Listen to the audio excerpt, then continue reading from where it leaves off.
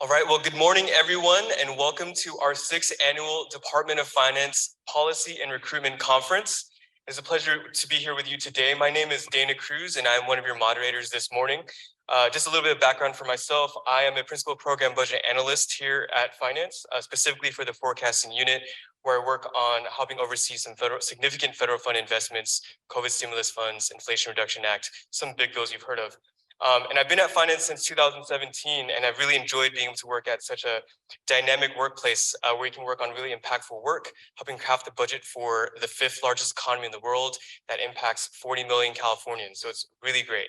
And it's a true for today because I'm not your only moderator. Here with me today is also my fellow moderator, Meredith Frazier. Meredith, do you want to introduce yourself? Sure. I didn't know I got a spot this morning. Good morning, everyone. I'm Meredith Fraser. I'm the manager of our Learning and Development Unit. Thanks so much for coming. I know some of you may have visited another building already, so I'm happy you made it here. We're waiting on more people, but we do have our director here. If you guys saw his amazing video spot on the DOFCON website, well, now he's here in person. Yes. Yes. Yes, and actually speaking about the program, just to give you a brief overview, I'm sure you've seen it in the program, but we have a great outstanding program for you this morning. You'll get a behind the scenes look from some state policy experts about the work that they do on some of the most pressing issues that the state faces today. You'll also be able to network with some of the big names like the director, as well as the chief of the Office of State Audits and Evaluations, our chief economist for the state. We have a lot of things packed up for you, and so we're very excited that you're here with us this morning. Just before we get started with the program, though, just to go over a few housekeeping matters. Just so you know, as some of you are probably aware, we are live streaming this event. So for those of you on Zoom, hello. This event is being recorded. So rest assured that this recording will be posted on our website at the end of the event. So we will have that memorialized for you. As you notice, this is a very beautiful building. We also share it with the state courts and the state library. So we have been requested to please be cognizant of that as you're going through the hallways, as they might be doing some important government work, and appreciate some quiet at that point. This is the social media generation. So as a millennial myself, I will have to say that if you do want to post selfies or whatnot, or publicize this event, we do have a hashtag. It's #DOFCON. So feel free to share that.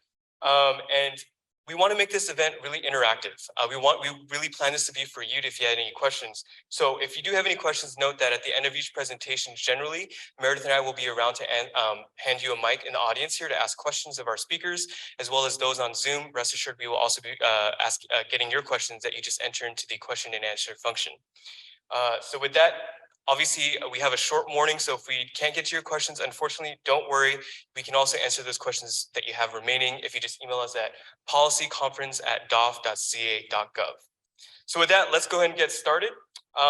The first speaker for this morning is the head honcho himself, Joe Steffenshaw, the director of the California Department of Finance. Director Steffenshaw has held a number of roles throughout his career in state government, including on the budget line here at Finance, various budget and consultant roles in the legislature, and as an advisor in the governor's office. Steffenshaw was appointed by Governor Newsom to be his chief fiscal policy advisor this summer. So everyone, please give a warm welcome to Joe Steffenshaw.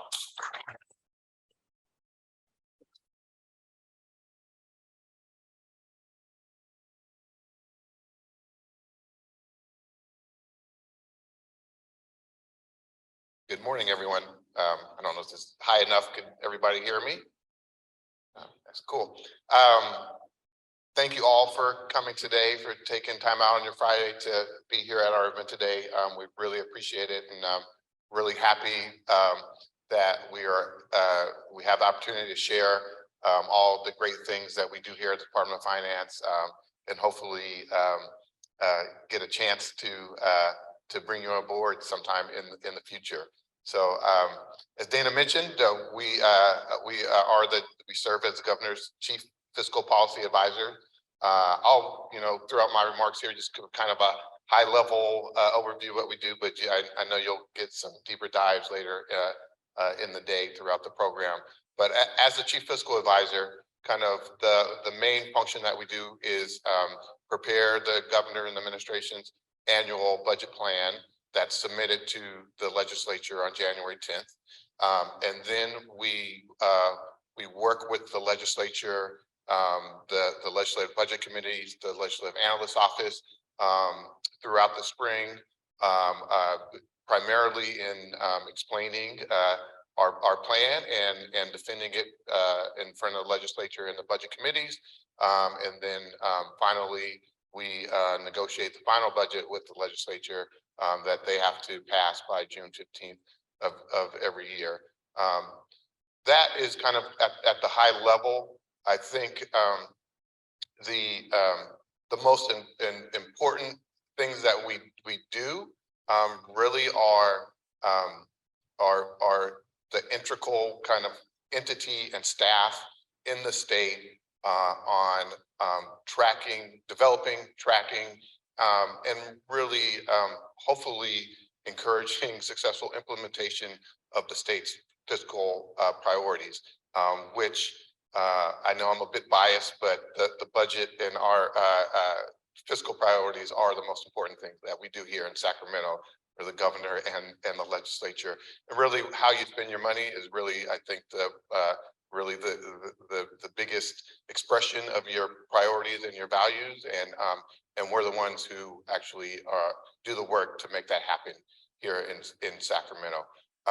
For working in this role, we advise the governor's office and the governor directly on budget matters. We make the recommendations on how we see things going overall and how we think he should incorporate his priorities into the budget, or recommendations on options to incorporate his priorities into the budget. And just, as some examples, the last couple of years, we've had record surpluses of revenues in California. This last year was over $100 billion surplus. And the governor has really been able to advance a number of his priorities through the budget. If it's anything from the cradle to career pipeline in investments in early education, transitional kindergarten, ensuring that there's school meals for everybody, after school programs, summer programs, pipelines for transfers from community colleges to our CSU and UC systems, financial aid, all done through the budget, healthcare for all, ensuring that all residents of California, regardless of income regardless of residency status or immigration status, are afforded healthcare, or whether it's responding to the various emergencies, pandemic, COVID-19, wildfires, everything that we've had to face in the last couple of years. Really, the main mechanisms that the state has had to address these issues has been through the budget, has been the work that's done by our department, some of those folks that are here today, and hopefully work that you guys will have the opportunity to do in the future. As Dana mentioned, I started as a finance budget analyst in my journey to get to this position. And when I did that almost 20 years ago, I never thought I'd have the opportunity to come back and be the director of this department. But I just think that really exemplifies the opportunities that the roles here at finance will provide for you in the future, and do provide for all of our staff. I mean, there are leaders throughout state government and private sector that started here at finance. And I really think that working at the Department of Finance is really a career, and choosing to come here is really the beginning of a career, or the continuation of career. It's not a job. And the experience that you get working in any of our capacities is really valued, particularly throughout state government, but also in the private sector. And so besides the budget, we have a number of other key functions. We develop the forecast, the economic forecast, revenue forecast, demographic forecast for the state. We have our office, very important Office of State Audits and Valuations, that performs a number of the audits that folks might see in the media, but also findings that really drive important, significant change to some of our state programs and departments. And I think you'll hear later on folks from that office as well. And so, yeah, and so as Dana mentioned, I also had an opportunity to work in the legislature in both for both budget committees of both houses. I worked for the Senate Budget Committee a couple times, lastly as their staff director there. And just saying that because I even from those roles, I always realized the value of the department, and the department just having, being integral to working with the legislature and working with everybody, ensuring that we're able to always have our fiscal plan enacted on time and done in a manner that really meets the expectations of not only the governor, but the legislature, and provides the resources for the programs and services that citizens and residents of the state of California really depend on.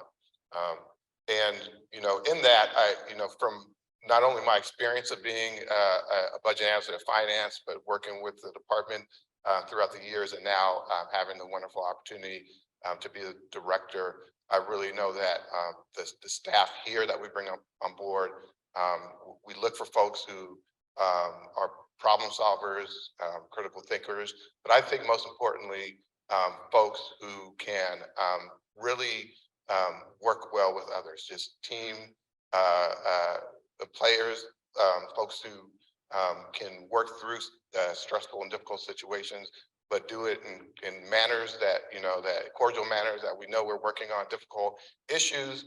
We can disagree with each other, but we all know we have a job to do, and the greater goal is to make sure that we're meeting the needs of the residents of our state, and just working as a team to get there is very important, and I think makes it even the work more rewarding at the end of the day. We also value diversity, equity, inclusion here. We have a committee here. It started before my time, but I'm getting to know now and hope to get to know better. But Governor Newsom has also made equity a priority of this administration. And I think personally, from my experience and particularly my experience working in budgets, I know the value of diversity in working on these issues.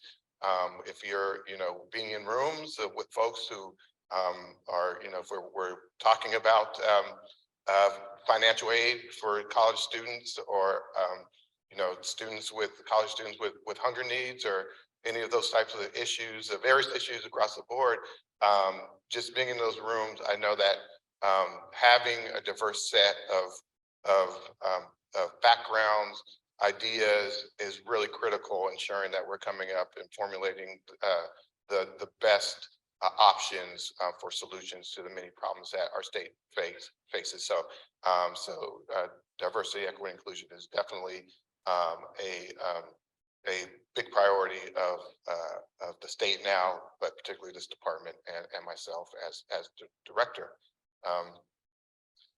With that, I think that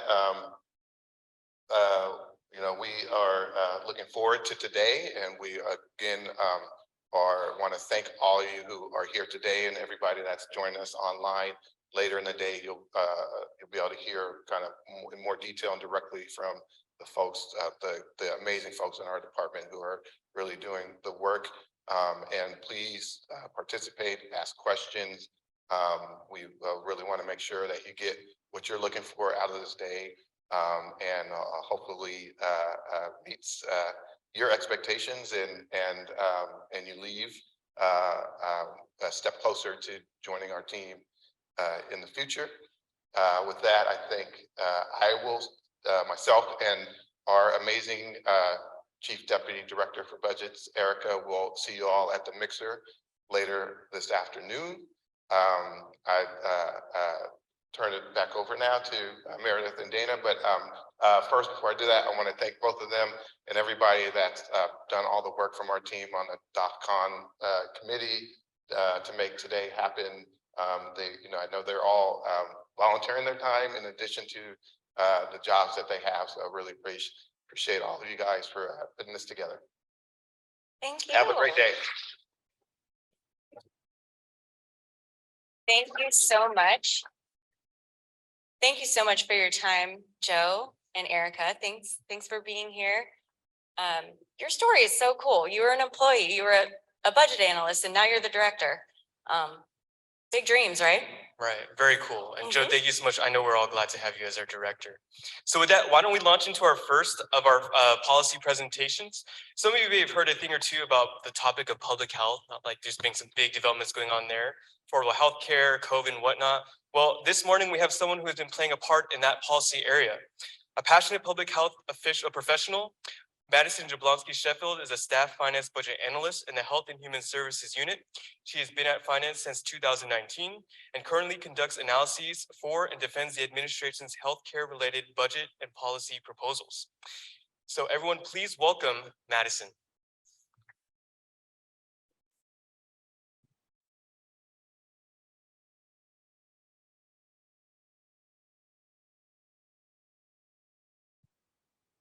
Can everyone hear me okay? Sounds good. Great. Do you mind going back one slide? Thank you. Awesome. I'm Madison Sheffield. Nice to see you all today. I'm really happy to be here.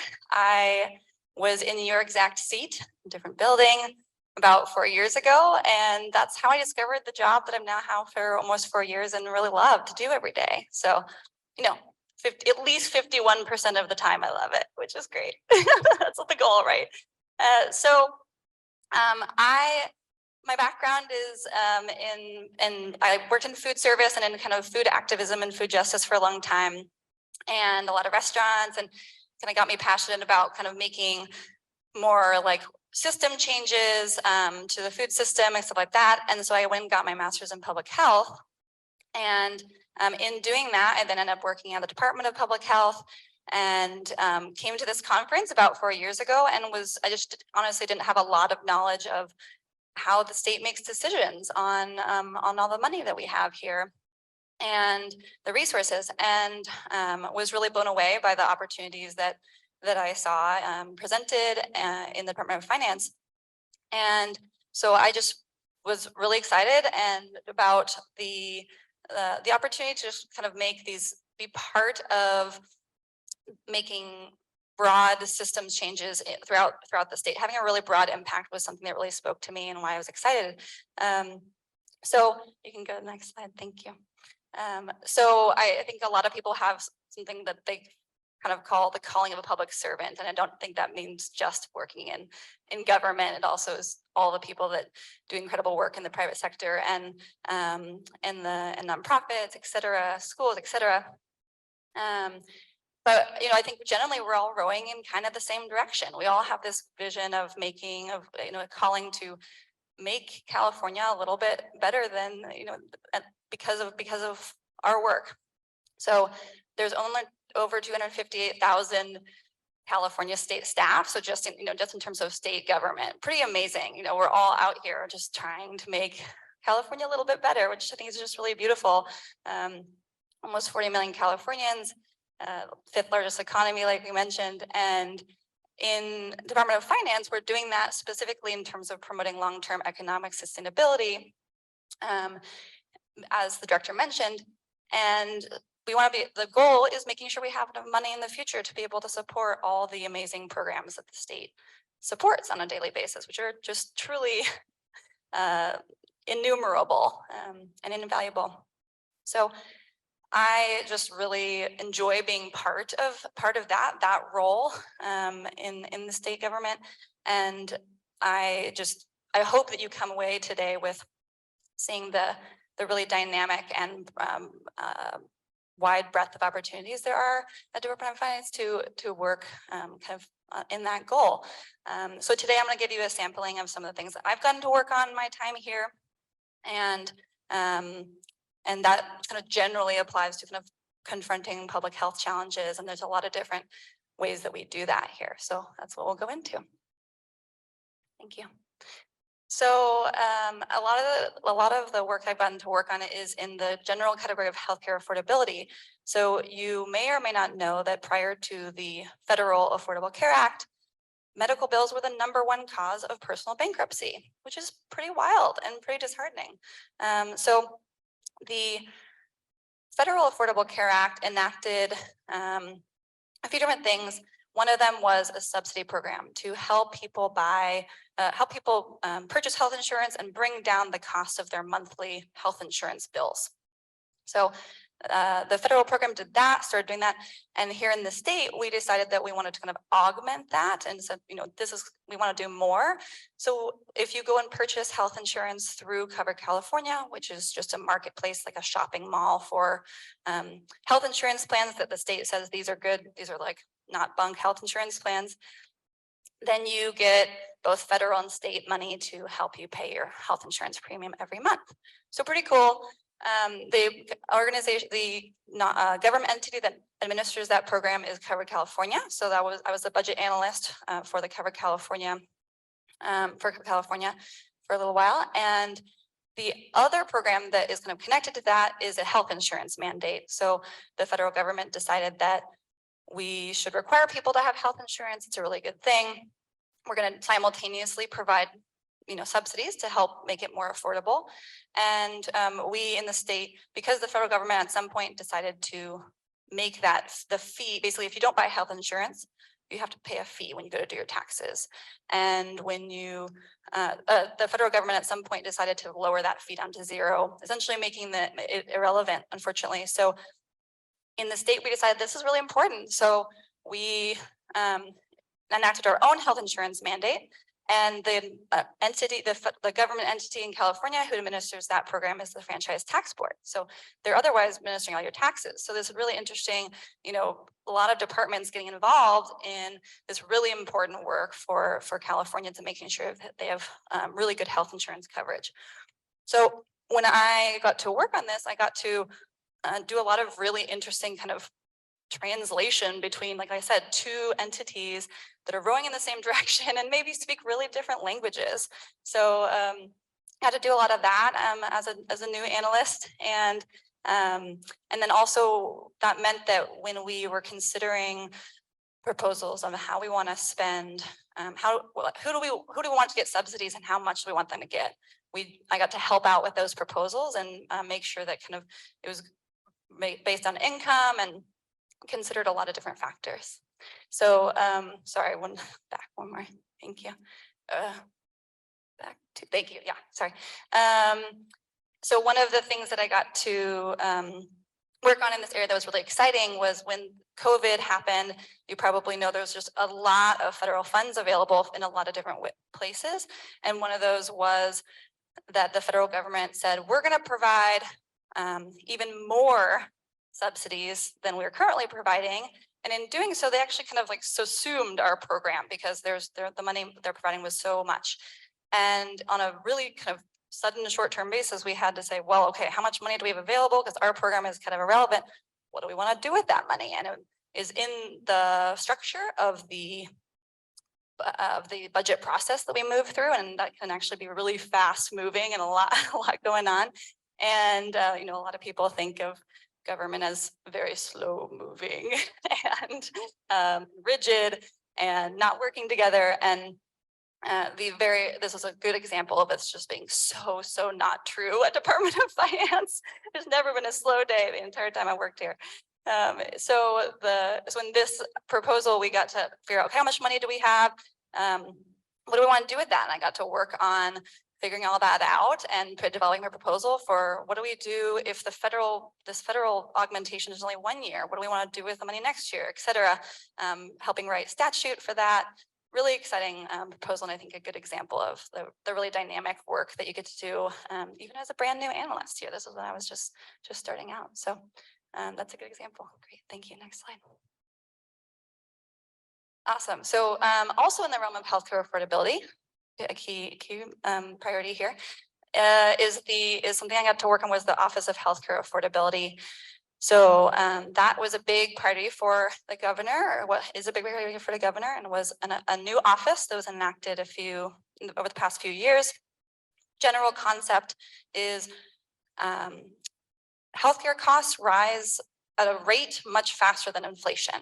And there's a lot of different reasons for that. But this Office of Healthcare Affordability is mirrored after several other similar programs in other states. And the general idea is to dive into that a little bit more and see what we can do as a state to kind of control that a little bit more and regulate that increasing rate of healthcare costs. So for this proposal, as this was being developed, I got to sit in a really exciting meetings with stakeholders who are coming together to develop this proposal before it even went public. So with health insurance plans and payers and providers.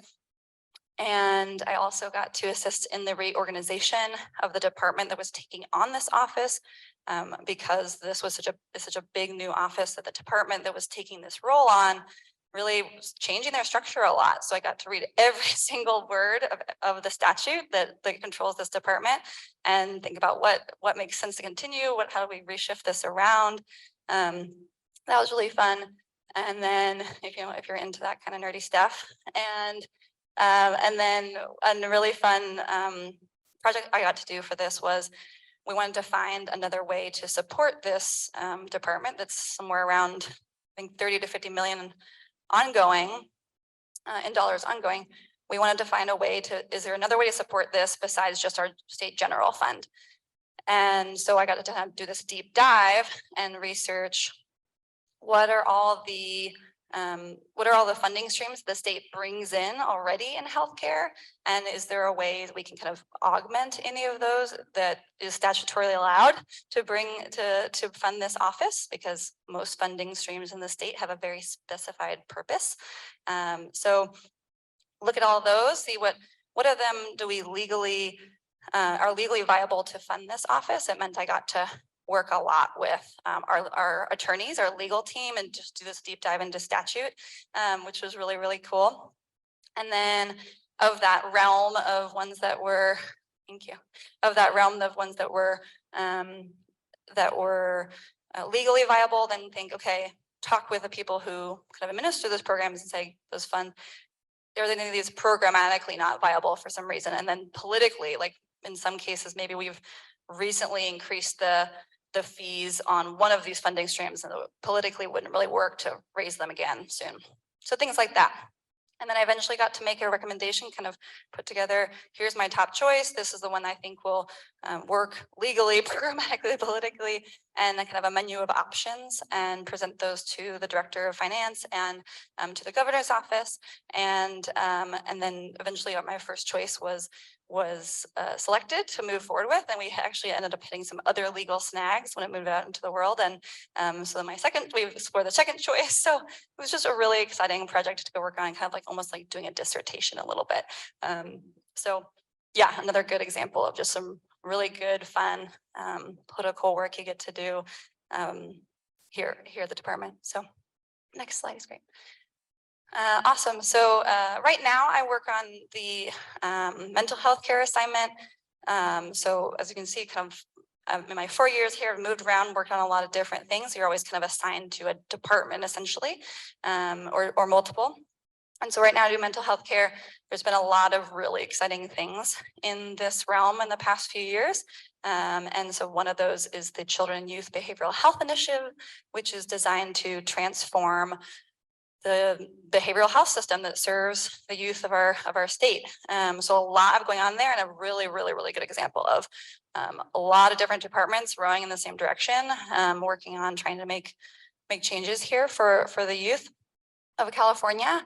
And as an analyst, it means I got to do a lot of cross coordination with a lot of different teams. I got to, when I'm reviewing the proposed statute, I'm gonna coordinate that with like at least 10 other people in Department of Finance and a bunch of other departments. And same with reviewing documents that we want to release to the public to increase transparency around the program. Just a lot of fun cross coordination. Get to work with all my friends at the department. So this is a good example of a lot of the cross coordinating work you do and really dynamic work you do at Department of Finance. So next slide. That's all I have to share for now. Sorry, that was really loud. For now, the rest of this time, we have about 15 minutes-ish for questions. And this is your time. This is not the beginning of the interview. This is just your time to learn. So I'm happy to take your questions. Thanks for listening. You brought it up, the beginning of an interview. Come on. Thank you so much, Madison. Come on, questions, people. I'm gonna come give you the microphone. Yes, okay. Great. So if I don't kill Bring you the myself. microphone. Yes. Hi. Sheridan? Good morning, Sheridan. Hi. Thanks, Madison. Yeah, I had questions. Well, thank you. One, you explained a lot and it was really great. One question I guess is more just, could you tell, I guess, what's maybe like the best part of like what you get to do? I know it's annually or throughout the whole year you guys are working, but what's kind of like that most exciting part and why? Great question. Thank you. I, like a lot of us here, probably get really excited about the policy ideas that I get to see and be a part of, and be part of that really like 30,000-foot view of like, what are the leaders of our state thinking about in solving these really complex issues like homelessness and COVID response. And so I just, yeah, really enjoy getting to kind of be part of that, especially for just being so early on in my career, just being this little peon at the bottom of the department. I get to be involved in really impressive levels of conversations, and I really like that. And during our COVID response, every single, I don't know a single department that wasn't touched by COVID in some way and responding in some way, whether that was during the COVID response. The governor required all, I think 5% or something of all departments to kind of redirect staff to help with contact tracing. And so we had to, Department of Finance had to help track how much human hours are going to that. A lot of my departments worked on, quickly changing statute regulation to allow certain things and stuff like that. So just feels like you're kind of like at the forefront of really interesting policy ideas. Yeah, and discussions. Thanks for asking. You asked the best question to her, like that's her favorite. You did a great job. But thank you, Sheridan. We actually have a bunch of friends on Zoom with us right now, and we have a question for you, Madison, from the Zoomiverse. Did you have any finance background before your MPH, and what courses or experiences during your MPH helped you develop the skills you use on the job now? Or did you learn most of the skills on the job? Really great question.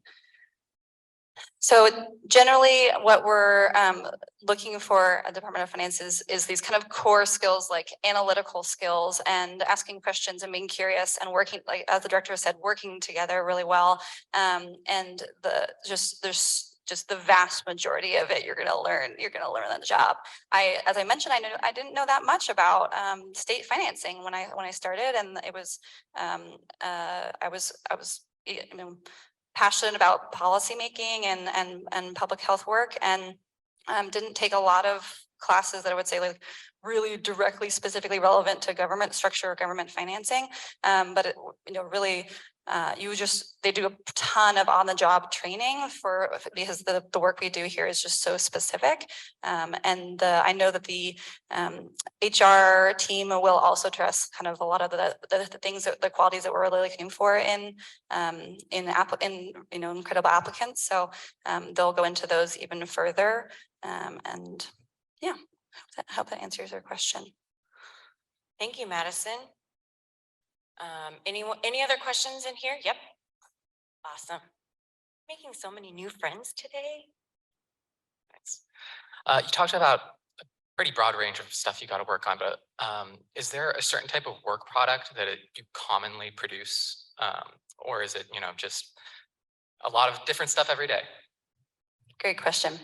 So the general process, right, is analyzing something, digging super deep in it, asking a million questions all around it. And then the deliverable is a recommendation and a justification to that recommendation to your immediate manager.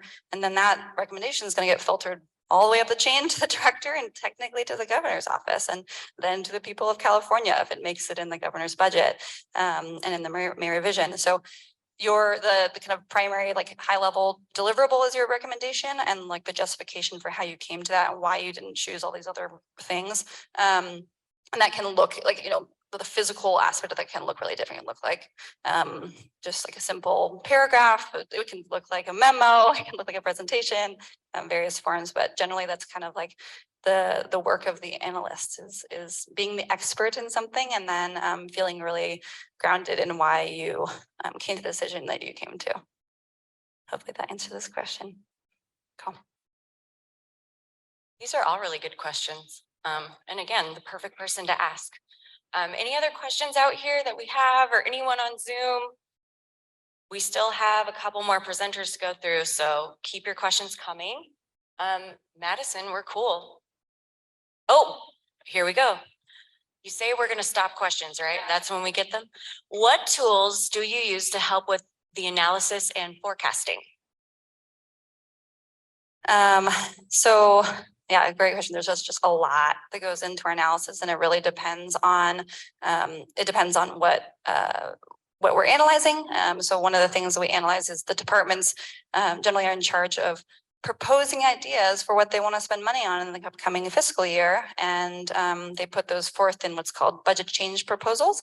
And those are, you can view those on our website anytime, back to for many years. So we're reviewing, they're saying, we want this much money, we want this many positions, we want to fund it with this fund, and we want to do this thing. And so there's just a lot of questions that can bring up, like, is this the right funding source? Can this fund even support the thing that you're proposing to do? Does the fund have enough money ongoing to plan that? Do we need to adjust the revenue of this fund to support the ongoing funding? Is the proposal you're proposing going to solve the problem that you're saying that's trying to solve? That's a really fun question to ask.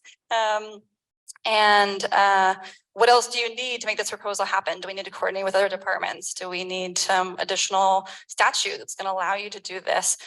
Do you need provisional language in the budget to allow you longer time to spend the money than is normally allowable? And then in terms of, you also asked about forecasts, but we have an incredible team here at Finance that does the revenue forecast for the entire state. So how much money we project to bring in from the millions of revenue sources. And so they do that's a whole nother kind of team that does how much money you're going to bring in. I'm on the what should we spend it on team. And they do a lot of different stuff. So I won't speak to their expertise, but if you mingle with them or have questions, you can definitely send those on to there's a lot that goes into their forecast. So yeah, that's a good summary. Cool. Thank you all so much. Hope you enjoyed today. Thank you so much, Madison, for that presentation. So at this time, we're going to take our first 5-minute break. So please feel free to stretch your legs and use the restroom if necessary. And we will reconvene at 10:20 for our second policy presentation. So please come back, because it's one you don't want to miss. Thank you.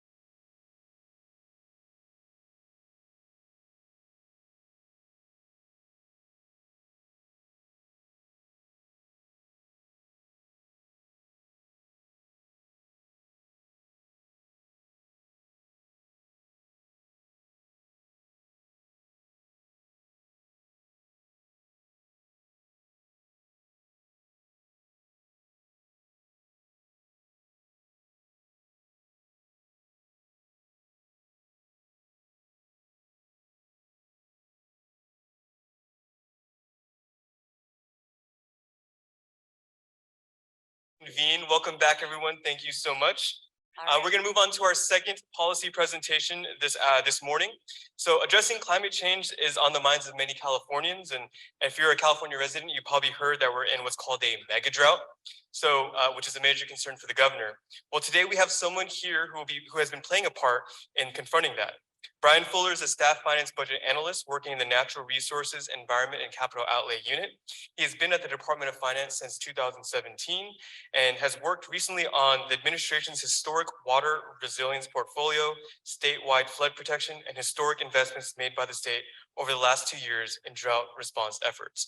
And just to take a moment of personal privilege, I'm happy to say that actually Brian and I actually started together in the same unit. So it just goes to show you the great opportunities at finance where you can rotate and do so many cool things. So everybody, please give a warm welcome to Brian Fuller. Oh.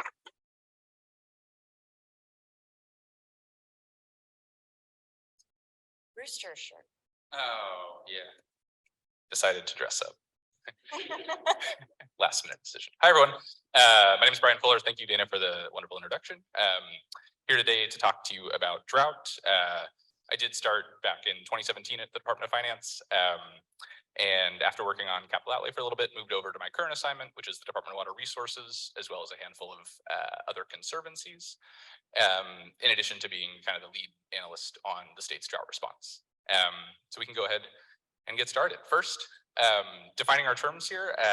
What is a drought? We have a couple of definitions up there. I think the main takeaway is a drought would be it could depend on kind of the conditions as far as the amount of time that a region is in a drought, but ultimately it's a climate event that's affecting kind of your region's water supplies and abilities to provide various resources to your community. As far as definitions, we can think about kind of the different sector impacts of drought. There's kind of your meteorological, your hydrological, your ag, and your socioeconomic. I want folks to keep this in mind for when we get a little bit further in the presentation about kind of how the state structured its drought response. But these are kind of the different ways you might see an impact in a particular community. This is going to depend a little bit on kind of the conditions of the region as far as which of these is going to be felt kind of most acutely. But these are the types of kind of broad strokes that you might see with respect to how a community might handle drought. As far as kind of drought in California, just in the 21st century, this is already our third period of prolonged drought. You kind of have the years up there. I think for me, I didn't kind of first register drought until that second one up there, that early 2010s period of drought was kind of the time that I remember like actually having the little timer that you'd hang up in the shower to count out the 5 minutes. That's how I learned that I took longer showers than my dad because he was like, this isn't a problem. I was like, it's a pretty short amount of time. But this is kind of an instance where you might have your relationship to kind of a drought in your particular community as far as conservation or that sort of thing will depend a little bit on sort of the water supplies of that particular region. As far as where we're at right now, this is our third consecutive year of extreme drought. I think that just flipped to fourth a couple of days ago as far as the water year, but we are still in extreme drought, so it still holds. We continue to see kind of even with that context, even drier months. So you have kind of the first 3 months of 2022 were the driest on record, dating back over 100 years. These types of conditions, I think, kind of the way Dana laid it out was good with respect to kind of the broader natural resources and kind of climate change impacts. That when we think about the impacts of drought, it's not really just on the water supply side or just on kind of the need for residential conservation. It's also directly tied to the impact of something like a fire season in California, right? So your impact as far as what you might be seeing with respect to kind of drought is going to extend beyond just those types of things. And you'll see, the forest health impacts or the kind of the watershed related impacts with respect to how much snowpack we're able to kind of build up and utilize as far as above ground storage. So you'll see kind of the sprawling impacts start to expand even further the more years we might be finding ourselves in a drought. So as we kind of enter this fourth consecutive year, those impacts will just kind of continue to spread further and further into different sectors of California. Just a visual for folks to kind of see just how many areas of the state are feeling drought in some form or fashion. You kind of have a couple areas that are going to be a little bit more red. So you see some of the Central Valley stuff, you see some of the Southern California components, but you see pretty much everyone affected in kind of some form or fashion with respect to kind of the drought around the state. So who cares? A lot of folks. When we think about sort of the statewide impacts, we mentioned kind of the four different sort of ways you can define a drought. You'll see kind of that play out here as well, as far as where we might see some of the largest effects. So kind of on the agricultural side, you'll see sort of the direct economic considerations with respect to losses on kind of your farm and production side of things. On the forest side, we mentioned the wildfire impact that's felt there, where you have forest trees losing kind of their ability to stay up, and also to kind of be a functioning part of the broader ecosystem. On the hydropower side, this is one I think that is continuing to kind of rise in importance as we sort of deal with more broad electricity kind of energy reliability concerns. We do have, I think, about 10% of our statewide energy is produced through hydropower. So to the extent we lose the ability to produce hydropower based on the amount of water we have, we're going to have kind of the downstream effect of kind of energy concerns as far as our grid and our reliability there. On the ecosystem side, you know, the kind of flows you have going through a water system are going to be affected by the amount of water you have in that system, and that effect will kind of extend to the various fish and wildlife kind of habitat that is a part of that ecosystem. I think up here, one thing that comes to mind is sort of partly why the Sacramento-San Joaquin Delta is so fascinating, is you have kind of a couple of those components really at play. So you have kind of the farming production of the Central Valley, obviously, but you also have sort of those robust ecosystems with respect to some of the different species of salmon or you know, migratory bird habitat or what have you in those areas. So you have kind of the tension being felt there as we kind of make decisions around water supply and kind of drought response in that particular area. So that was a lot as far as where we felt kind of, or where we do feel kind of the different impacts of drought. I think one kind of cool component with respect to coming out of the last drought was some of the deliverables that were produced by the different agencies that help assist California in our drought response. That would be like our California Natural Resources Agency, our Environmental Protection Agency, our California Department of Food and Ag. These types of entities put together what was meant to be a comprehensive report after 2012, after the 12 to 16 drought, that was in large part trying to sort of account for gaps in our state's drought response, while also highlighting instances where we were able to effectively respond in certain areas. So a handful of examples up there. Those first couple, just to kind of define them, since they're a little bit more specific. The water resilience portfolio was largely meant to identify a number of actions, 127 of them, on ways in which California can also continue to respond, not just to drought, but really to building towards kind of broader statewide, what we call water resilience. So the ability to kind of withstand more severe climate or weather events. And kind of dividing that responsibility up between the state, the feds, the locals, that sort of thing. So one example up there, another one, the Sustainable Groundwater Management Act. That's a series of bills that were passed back in 2014 to really help kind of the state drive towards sustainability with respect to our different groundwater basins. So this is, you know, when we think about like storing water, we think about above ground storage, which would be your big dams, your big reservoirs. We also have kind of the capacity for below ground storage with our groundwater basins, and the kind of efforts of that legislation are to drive a lot of those areas to being able to achieve sustainability with respect to relying on those groundwater basins over the next couple of decades. You kind of see a couple other themes in these last handful. So there's sort of the conservation component of the residential and industrial use. And then you have sort of the drive towards establishing like better baselines for communities. A lot of times what we hear from our state departments is, well, the locals are trying their best, but often don't have kind of the proper foundation or proper baseline of even what they have with respect to kind of their levels of water within their particular wells. So there's efforts to expand kind of the ability to, so the needs assessment, for example, would be trying to expand kind of that understanding of locals baselines. And then just on the last one there, the new development. So when we do kind of look towards additional housing or whatever it might be, there are updated standards with respect to kind of landscape efficiency to make sure that whatever development we are doing, we're doing it in a way that's not relying too much on limited water supplies. So a lot there as far as lessons learned, kind of translating that to the last couple of years of investments. We have a couple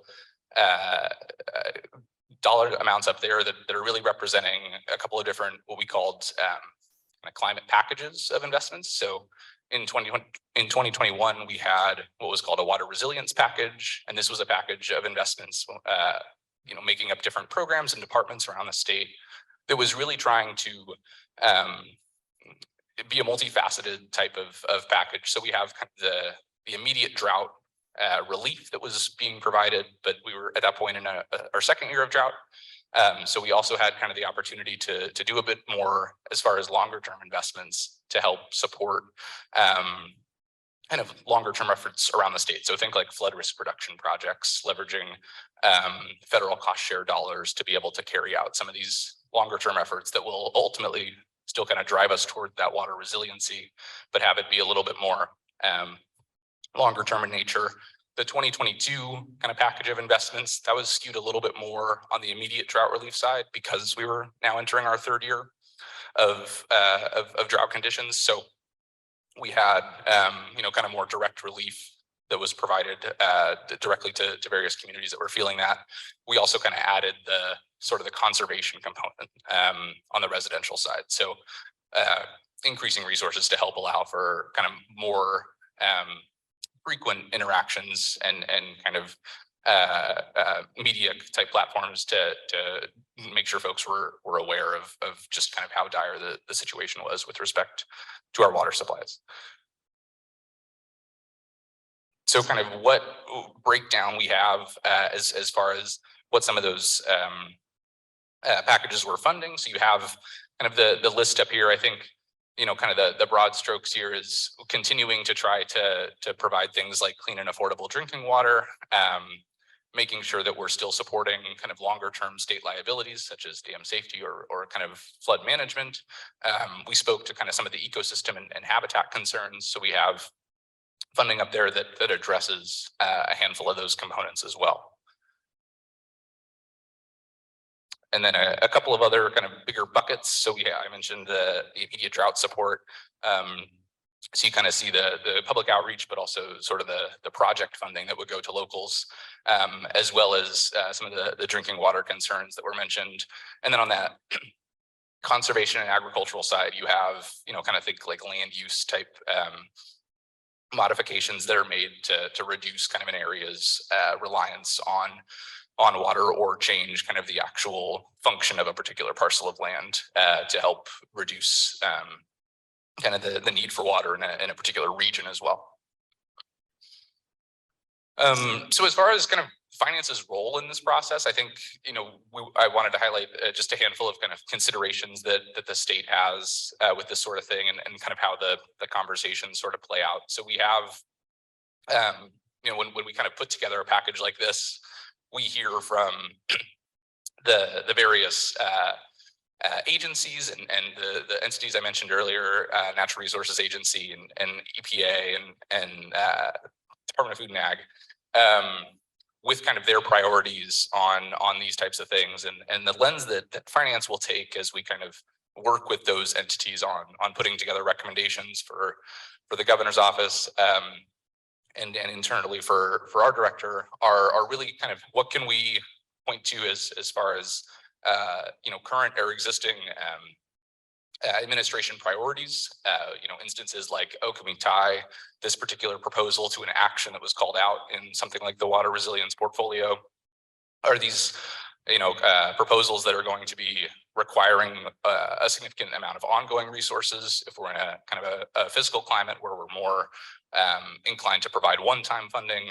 Do we have existing kind of known state liability? So if we have something like flood risk reduction, for example, we, the state, are the ones that incur liability if there was to be a large flood event. So when we can take advantage of that type of thing and provide funding to help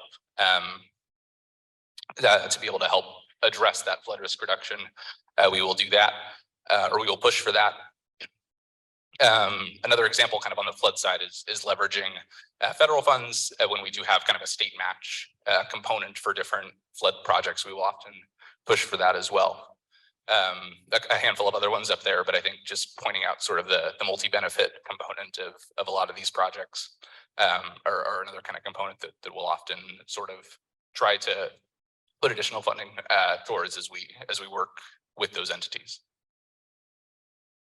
So kind of wrapping up, looking ahead, the most recent sort of guiding document that was produced was this California's water supply strategies. This was a document that was produced with the kind of coordinated efforts of different entities within the state. And the goal here is really to identify kind of 4 key actions that we can take to really increase our water supply. So developing new water supplies, expanding water storage, reducing demand, and improving forecasting were kind of these 4 broader goals that we had. So obviously the strategy is going to highlight a lot of different costs and a lot of different areas for possible investment, and finance's role in this process is really trying to figure out how can we use some of those state considerations that we just touched on to help inform strategic decisions that still kind of keep in mind the broader budgetary framework, and make sure that we're kind of aligning the investments with where we're at on kind of our fiscal climate side. So with that, I will wrap up and happy to take any questions. Thank you all.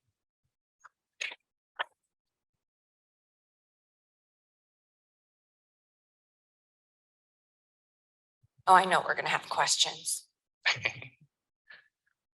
That's a big question. All right. Oh, geez.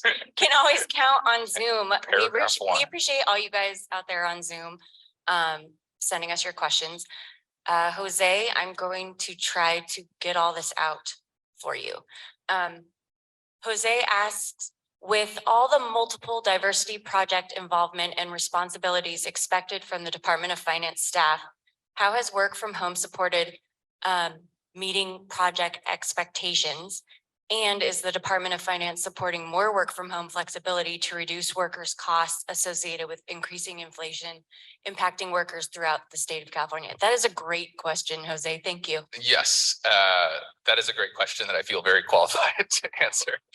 I think what I would say on kind of the life of an analyst work from home aspect, I think we're in a place now where we're able to kind of have a sort of a hybrid approach on spending a couple of days at the office each week and being able to work from home and use kind of our resources there to remote in and still have access to files and stuff. As far as mentioned kind of projects, so deliverables there, we've still been able to kind of drive towards a balance there as far as working from home but still meeting deadlines.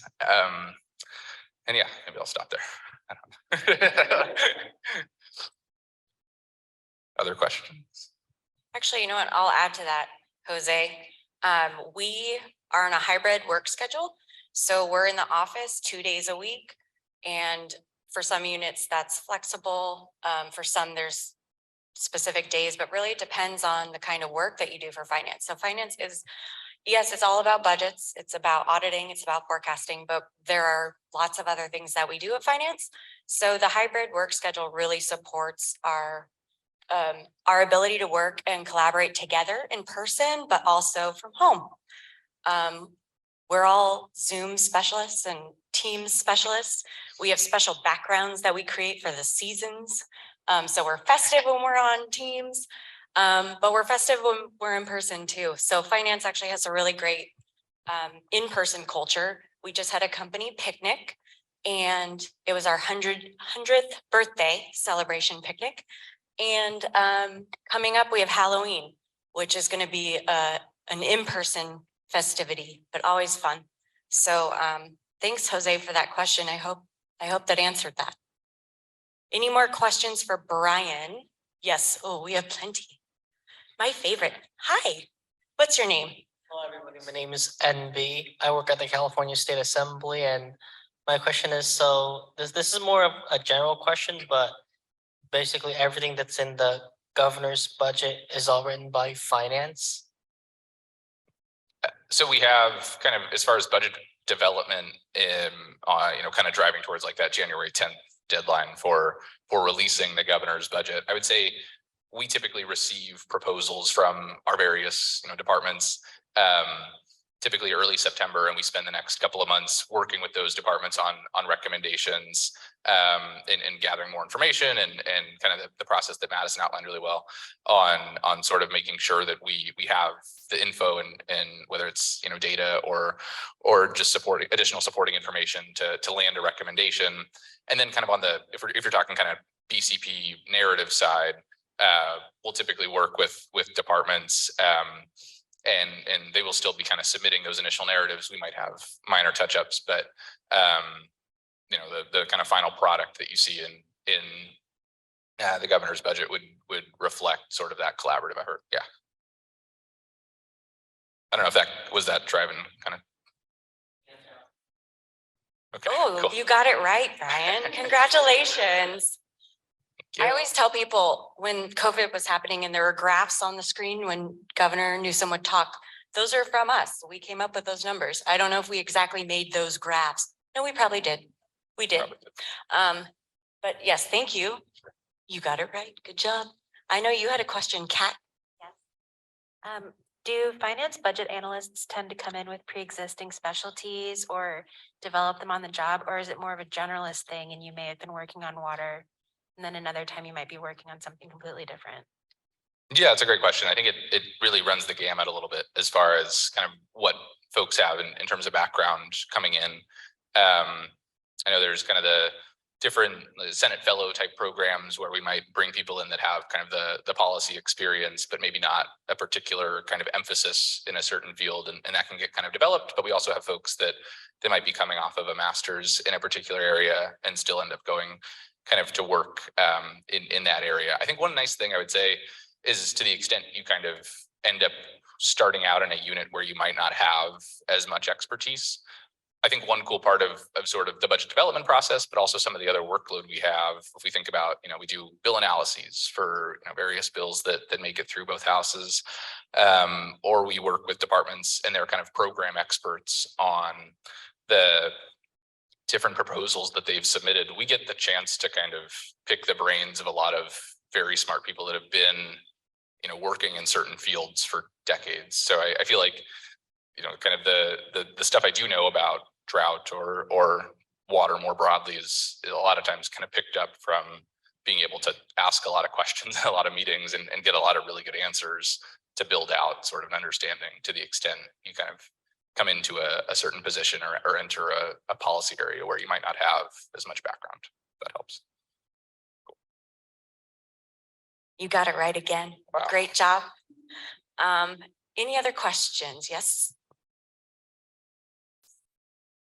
Hi, so when you're, seeking information to understand and ultimately make your recommendations on budget change proposals, are there ever opportunities for you to engage with community members or outside stakeholders just to sort of get outside non-state perspectives when it comes to making these decisions about policies and programs? Yeah, that's a good question. I think on kind of the budget development side, typically that information is relayed to us from departments that are doing that sort of outreach. I do think kind of on the, when we think about kind of testifying in the spring on those proposals, they end each subcommittee hearing with public comment. So we get the chance, I mean, to kind of hear directly on that side of things and get kind of from the source understanding. But typically in the fall, we would be hearing kind of from departments and they would be submitting either, reports or giving us links to meetings to view, but it's typically them kind of conducting those meetings. And then we're just kind of accessing the information, I guess. All right. Was that correct? All right, everybody. Any more Zoom thoughts? Questions in here? You passed. Wow, thank you so much. Thank you so much, Brian.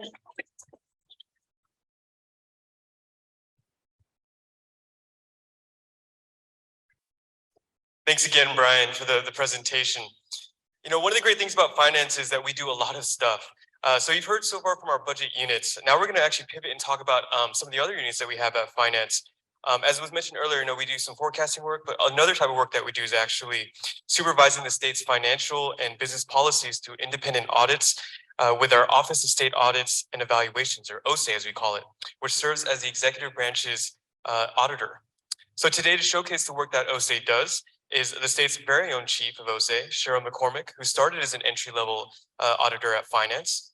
And with her also are Matthew Rios, whose portfolio includes redevelopment dissolution, as well as audits for the Oil Spill Prevention Response and Prepares Program, various propositions, and the State Fiscal Recovery Fund from the American Rescue Plan Act.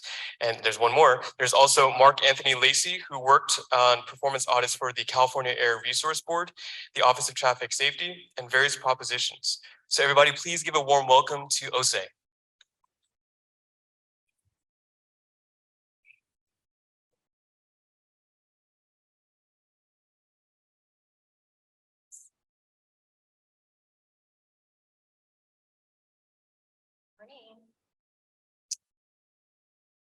I'm a stand behind the podium type of speaker.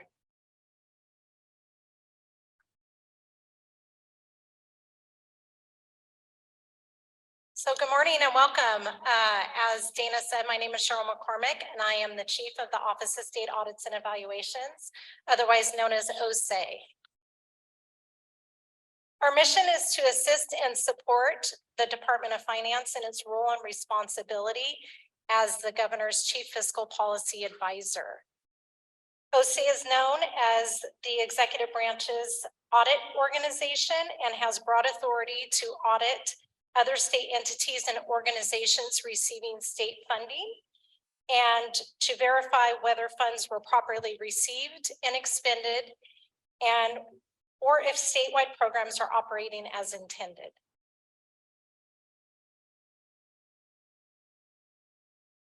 OSE is the largest unit within finance. We have approximately 75 staff. Our position classification is the financial and performance evaluator. As a member of our team, you will have an opportunity to participate in a variety of activities, including a wide range of industries and topics, including performing financial statement and financial related audits, compliance reviews, performance evaluations and performance audits and program evaluations, and providing consulting, technical advice and guidance to state executives and our finance peers. Our work is documented in reports that we issue to the requesting entity, and we also post our reports to Finance's website. Our work is relied upon to provide objective, fact-based information so policymakers such as the governor, the legislature, and state entity or entity management can make informed decisions. Stakeholders in the public rely on audits to hold government accountable and to facilitate change. To be a successful financial and performance evaluator, you should enjoy traveling, meeting new people, learning about new topics and industries, be inquisitive, have the ability to analyze information and form conclusions, possess a high degree of initiative, and strong written and verbal communication skills. And most importantly, be flexible because not every day in OSAE is the same. During your career at OSAE, you will have the opportunity to have memorable and unique and interesting experiences. I have two members of my team here with me today, Mark Anthony Lacey and Matthew Rios, who will share their experiences with you. Thank you.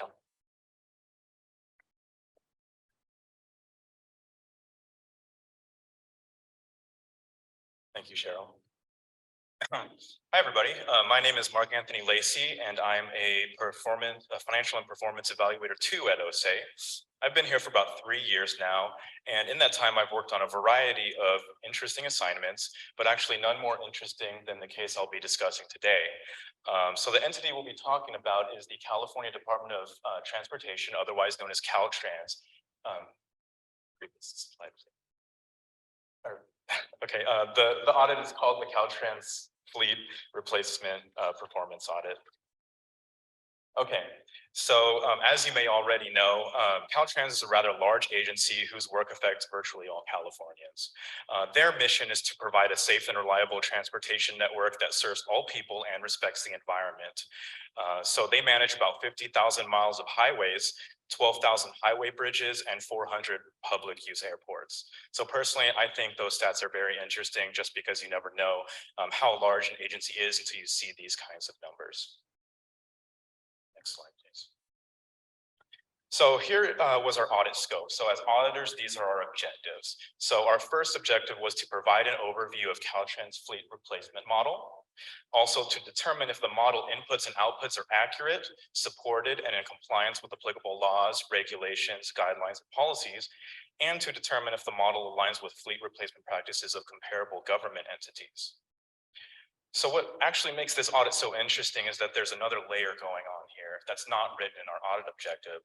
And so going into this audit, our team was made aware that Caltrans claims to be facing a crisis due to an aging fleet of vehicles that need to be replaced. And so the extra layer here is that in addition to auditing, as you may already know from previous presenters, the Department of Finance also has a budgetary component. And so this audit was used by our budget team to assess whether Caltrans actually demonstrates a need for a budget increase. So here's some background about the fleet replacement model. The fleet replacement model was developed to provide an accurate and detailed assessment of the current overall health of Caltrans's fleet. Per that model, about 8,200 units were eligible for replacement, totaling about $881 million as of February 2021. So just looking at these numbers, you might be wondering how Caltrans got here in the first place, and there are a few reasons. So at the time of the audit, Caltrans received $40 million for their new equipment fund, which they utilized to replace vehicles in their fleet. Things like trucks, SUVs, snow blowers, sweepers, etc. And that $40 million allocation stayed the same for many years. And over time, the cost of purchasing vehicles has risen due to inflation. Also, there's the cost of retrofitting vehicles to get them ready to be put into service. And finally, there's the fact that as vehicles age, maintenance costs go up. So Caltrans's fleet is getting older, and that's contributing to the problem of driving up the costs.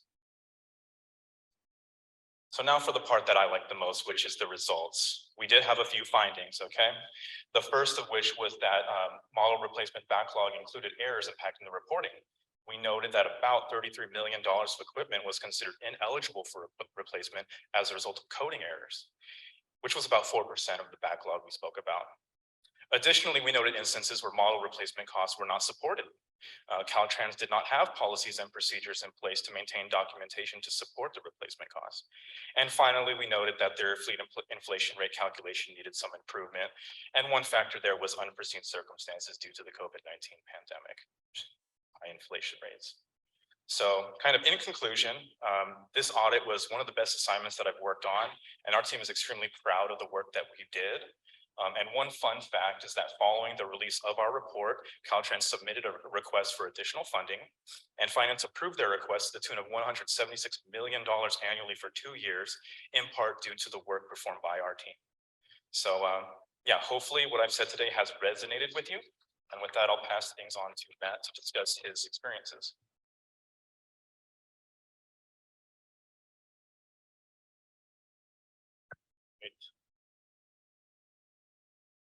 Good morning, everyone. Hi, Zoom. So my name is Matthew Rios. I'm also an auditor here at OSE. And today I'll be presenting some information on the audit of the Coronavirus State Fiscal Recovery Fund program called You Called a Shot. In the next couple slides, I'll walk you through some of the aspects of the audit, as well as provide some insight into what we did and what it was like to work on this assignment. So why audit? Before I get into that, I'll provide some background on why we chose this audit. And this has to do with the American Rescue Plan Act of 2021. This established the Coronavirus State and Fiscal Recovery Funds, delivering approximately $350 billion in funding to help mitigate the impacts of COVID-19. Of that $350 billion, the state of California received approximately $27 billion. And Finance's own Federal Fund Accountability and Cost Tracking Unit, also known as FACT, awarded and tracked these funds. And then as a side note, they actually received an award called Best of California, Best Application Serving the Public Award. So kudos to them. And during our audit, we actually worked with the FACT team and utilized their portal as well. For OSE's part, we provided guidance and some technical training on the eligible uses of these funds, as well as conducting our performance audit. So again, why did we actually audit this program? We first conducted a risk assessment. There's about 12 to 15 programs at the time that received this funding. And we determined this program to be a bit higher risk, as well as the fact that they were almost complete. So logically, since they're complete, we can audit them. We don't want to necessarily audit something that's in progress. And the program itself is called a vaccination incentive program that allocated approximately $50 to eligible recipients last summer. It was May 27th through July 18th. And some of you may have received that last summer if you got vaccinated during this time. I did not, but that's okay. So what did we do? Well, in a typical audit, you'll work with one entity and you'll audit their, look at their payroll, maybe a different program, maybe their payables as well. And you'll stay within that agency. But for this audit, we actually had to coordinate with multiple agencies, different state agencies, as well as having to work with private contractors on this program. And we also had to utilize our own internal information technology unit, as well as our legal team. And that kind of leads into the sensitive information. So we're dealing with vaccination records, so that's very sensitive, and we had to work with our legal team to ensure that we were in compliance with all laws, regulations, and HIPAA laws. So something that's a little bit different, a little bit unique for this audit. And then another thing that was more unique was the fact that we were mostly working with databases. That's not typical for an audit. We were basically chasing data from multiple systems down to one database system, and we were trying to figure out exactly what was going on. And that ultimately led to us working with our IT, trying to understand the coding that they're utilizing, understand how they're verifying the integrity of the data that we were looking at. And that again leads to developing audit procedures. So for this program, our procedures were very different, very unique because of the nature of the program, the nature of the data that we were looking at. And we were doing all this remotely at this time. So COVID really pushed us to go remote. But finance had a pretty robust response. We were able to utilize Microsoft Teams, Zoom. Also, we were able to utilize, it's called Dropbox. So our auditee could drop us the files, and then we could just go grab them whatever we wanted. So there was no size limit or dealing with like emails or hard copy documents. The next slide. So this assignment, it was very team-based. Sometimes when you work on an audit, you can just be you and your supervisor and your manager, and that's it. For this one, since it was a brand new program, it was brand new funding, we definitely had to work as a team. We had to develop our methodologies, and there was plenty of unknowns. We didn't know how the data moved, how much data we were going to have to look at. So we definitely had to go back and forth, developing our procedures, developing our objectives, and digging a little bit deeper. So it was pretty challenging. because this is the first time that I primarily worked with a database system. And that's all that we really did. But it was pretty rewarding when you get to look at a program that has impacted your life, everyone's life, basically COVID-19. So it was fun to actually do that, as well as working with our legal department, our IT department, which we don't commonly do. Usually we stay within our own entity. So, but with that said, I think I'm done. So I guess we'll take some questions, if there's any.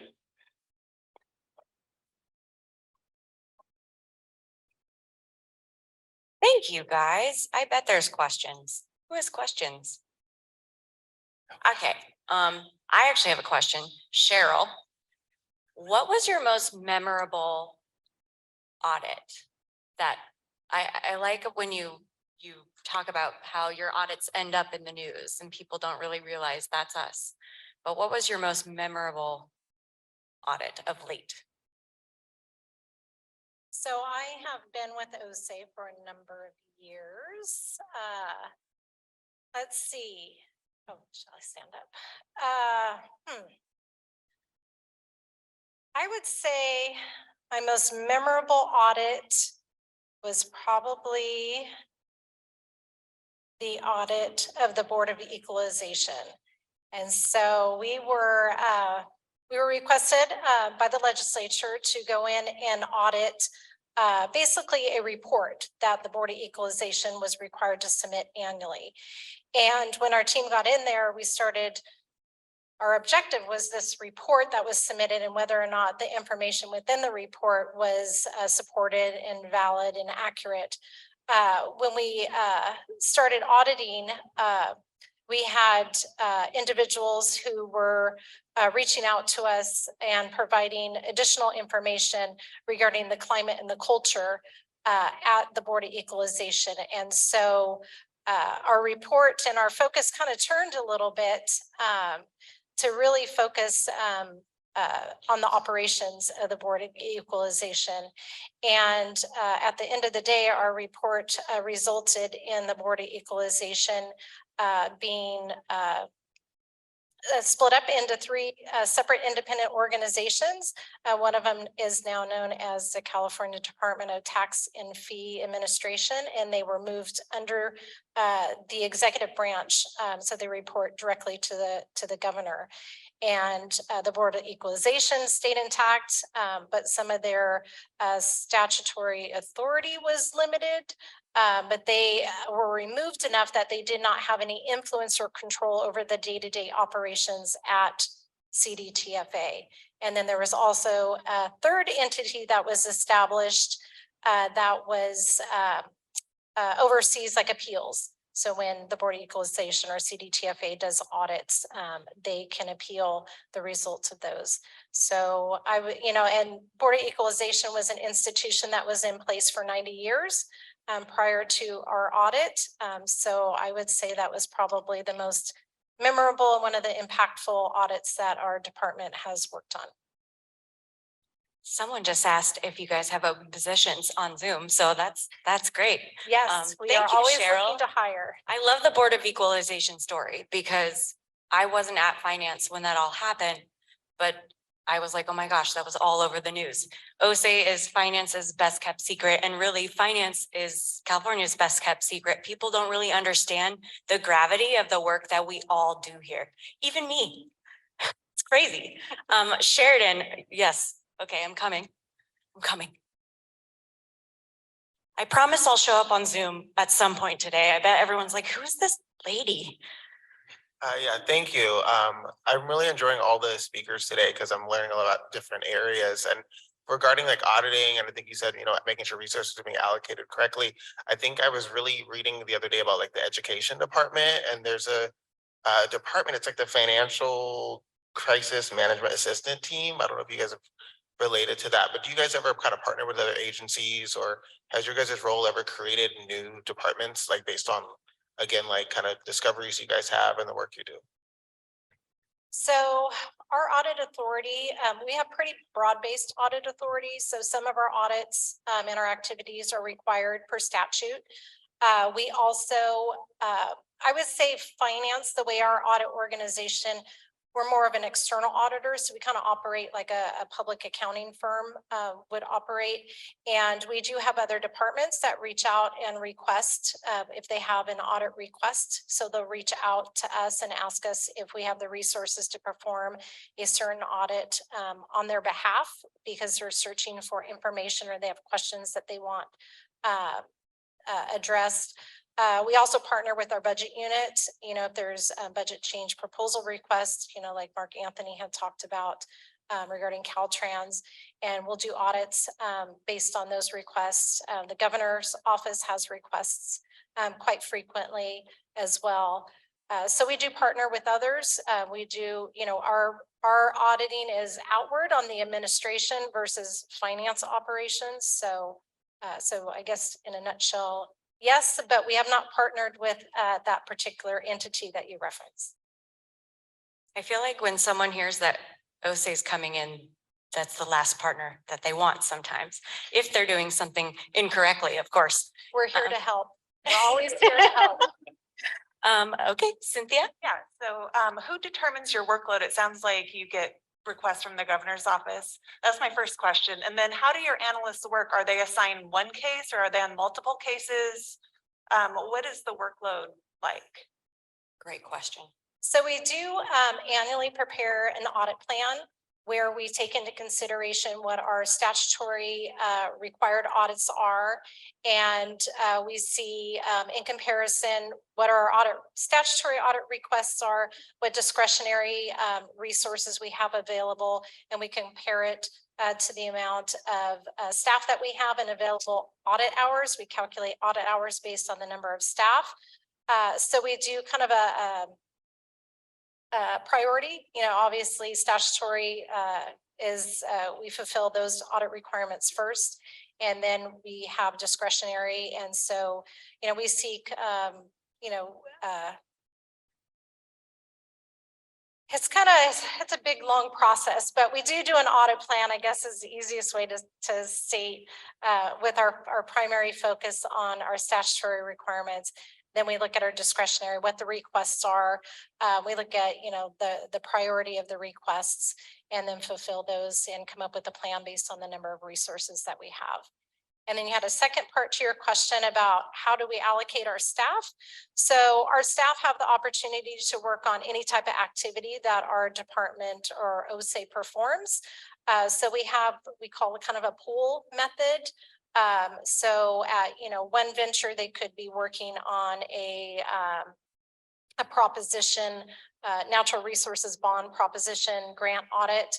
And then their next audit might be a program performance audit over at a different agency, or a financial statement audit at another agency. So they do work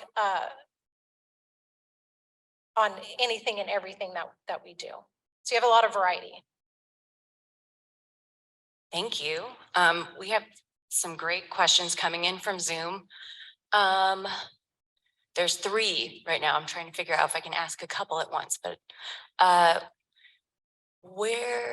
okay, let's look at our OSA staff subject matter experts or methods experts, i.e. do staff work across policy areas and programs, or would they be more likely to work within a singular policy area?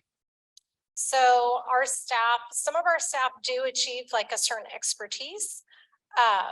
However, most of our staff, and that's the beauty of audits, is you're always learning something new.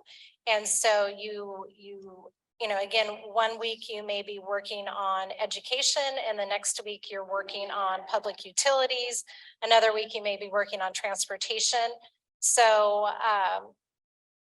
we work on anything and everything, and you know, it just depends on the workload and the requests for audit.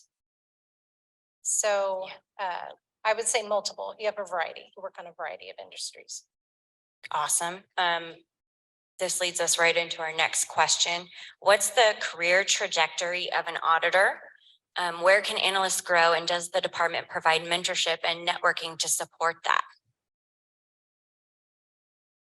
Yes, and yes.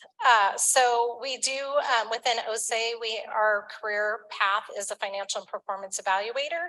So we have entry level positions, and then we have, with state, there's different steps within our organization. So we have our entry level, we have our associate level, our FE2, then we have our specialist, we have supervisors management, and then we have executive management that runs kind of our unit.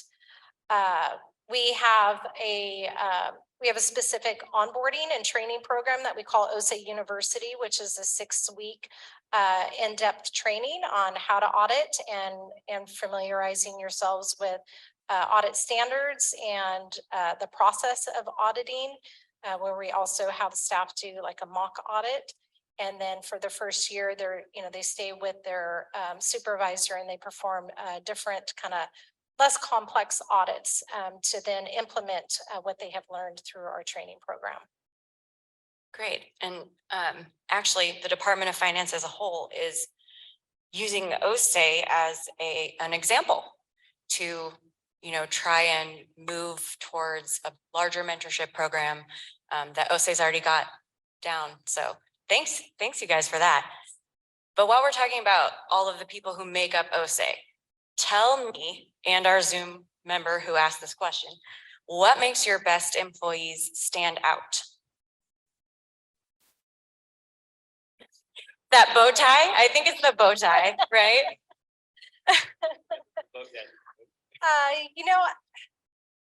I think what's unique about OSA and what makes our staff stand out is we have a variety of personalities, a variety of backgrounds. We're not, not everybody's cookie cutter. You don't have to all, our classification requires a 4-year degree and 12 units of accounting. So not everybody has to be an accounting major and not, so we attract a wide variety. I think what makes an individual stand out is flexibility, willingness to learn and take an initiative. Because we do provide, we do a lot of different types of audits on a lot of different industries. You'll learn about programs that the state operates and runs that you may not cross in your normal day-to-day life and you never knew existed. And so that's, one of the interesting pieces. But I would say, for someone to stand out is just, being inquisitive, having initiative, wanting to learn and willing to learn and being flexible. Thank you, Cheryl. We have a Zoom question, actually, another one. What is the difference between OSA and CSA, California State Auditor? So OSA is, we are in the executive branch. So we're located within the Department of Finance, which is part of the executive branch of government that reports to the governor.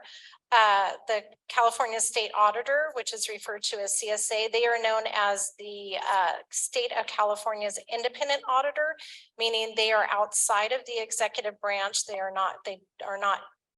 have independence from the executive branch, as well as they are not subject to control by the legislature. Although they do receive audit requests from the legislature, they're truly independent of the branches of government. Cool.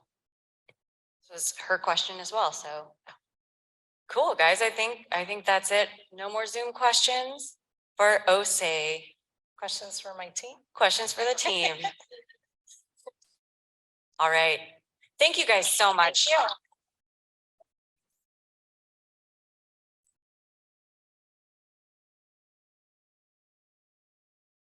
OSA, now we are going to take our next break. We will reconvene at 11:25 where we'll have our panel so you can hear from our different representatives of our different units, those working in energy or education, accounting and whatnot. So please come back at 11:25. And again, there are some refreshments at the back of the room.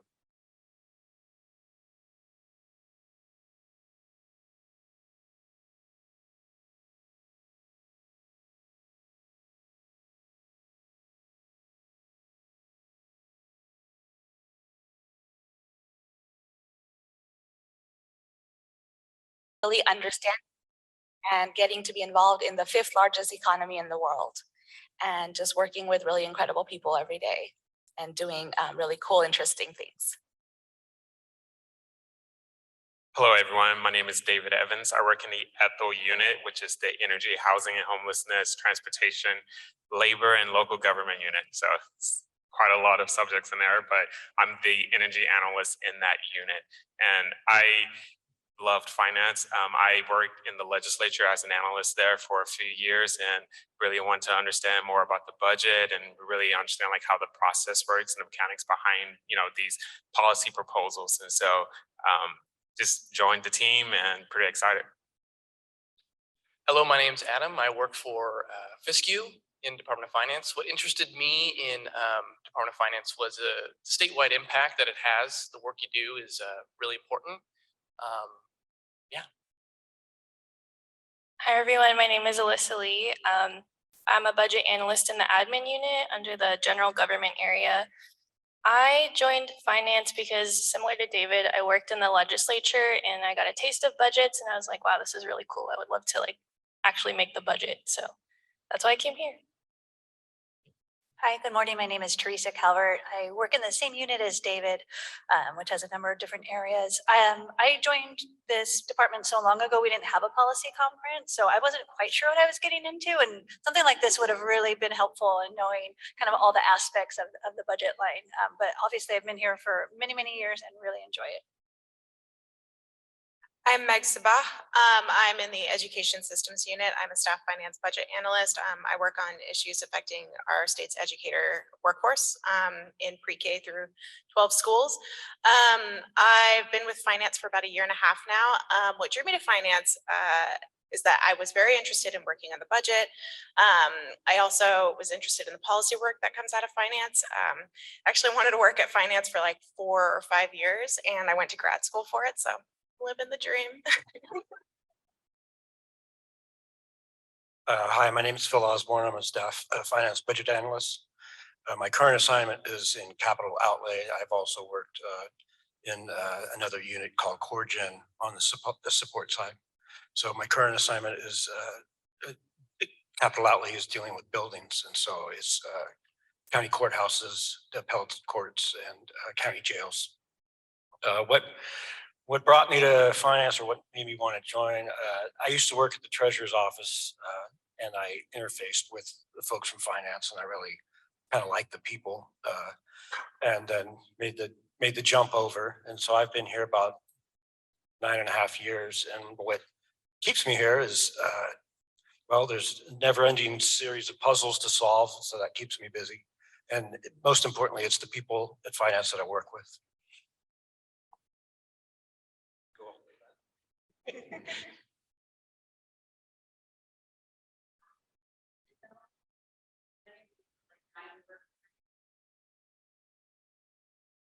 Sorry, caught me off guard.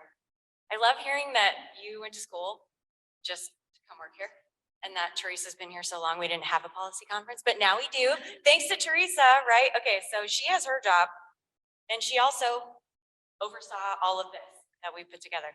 So I would say you're all very multi-talented. So on that note, I know you guys have questions for all of these people. Who do I go to first? Adam. Yes, I saw you thinking about it. I'm coming. I guess mainly I really appreciate all you being here and having this conference. I've just enjoyed learning and just soaking everything in like a sponge, and just learning what everyone had to say and unique experiences. But I was interested in just hearing more about what David and Alyssa had to say, being that you had experience working in the legislature. That's something that I'm also interested in, and but I know that this department works with the legislature, and that's one of the things that really intrigued me about this department and wanting to possibly pursue a position here. And I was just, both of you seemed really enthusiastic about budgets and your experiences that you were able to take from your time in the legislature now to this department, and I just wanted to hear you talk about it a little more and just how those experiences that you learned in the legislature helped you with this job, and you know, what gets you excited to get up in the morning and work every day. Touched on it a little bit, but just wanted to hear a little more. Thank you, Adam. Yeah, thank you for your question. I can start. So when I worked in the legislature, I worked for a senator and an assembly member before that were both on the legislative budget committees. And I kind of got a taste of budgets there.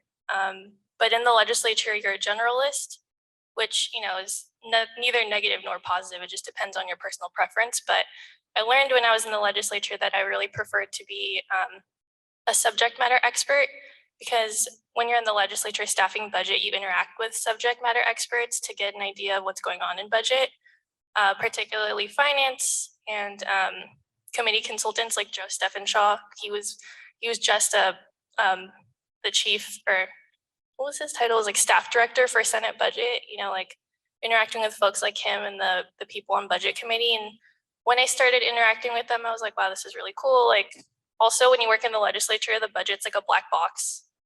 Like no one really, I feel like there's a lot of like lost information on how the budget is made and how the budget works in the legislature, because on that side, you are a generalist, right? You don't get to dive deep into it or the process, and finance is all about process. And obviously there's a lot of policy too, but hopefully that answers your question. That was kind of what led me here. And the legislature gave me a general idea of budget, and then I came to finance and started becoming a subject matter expert in my area of budget, but also like learning about the overall budget process.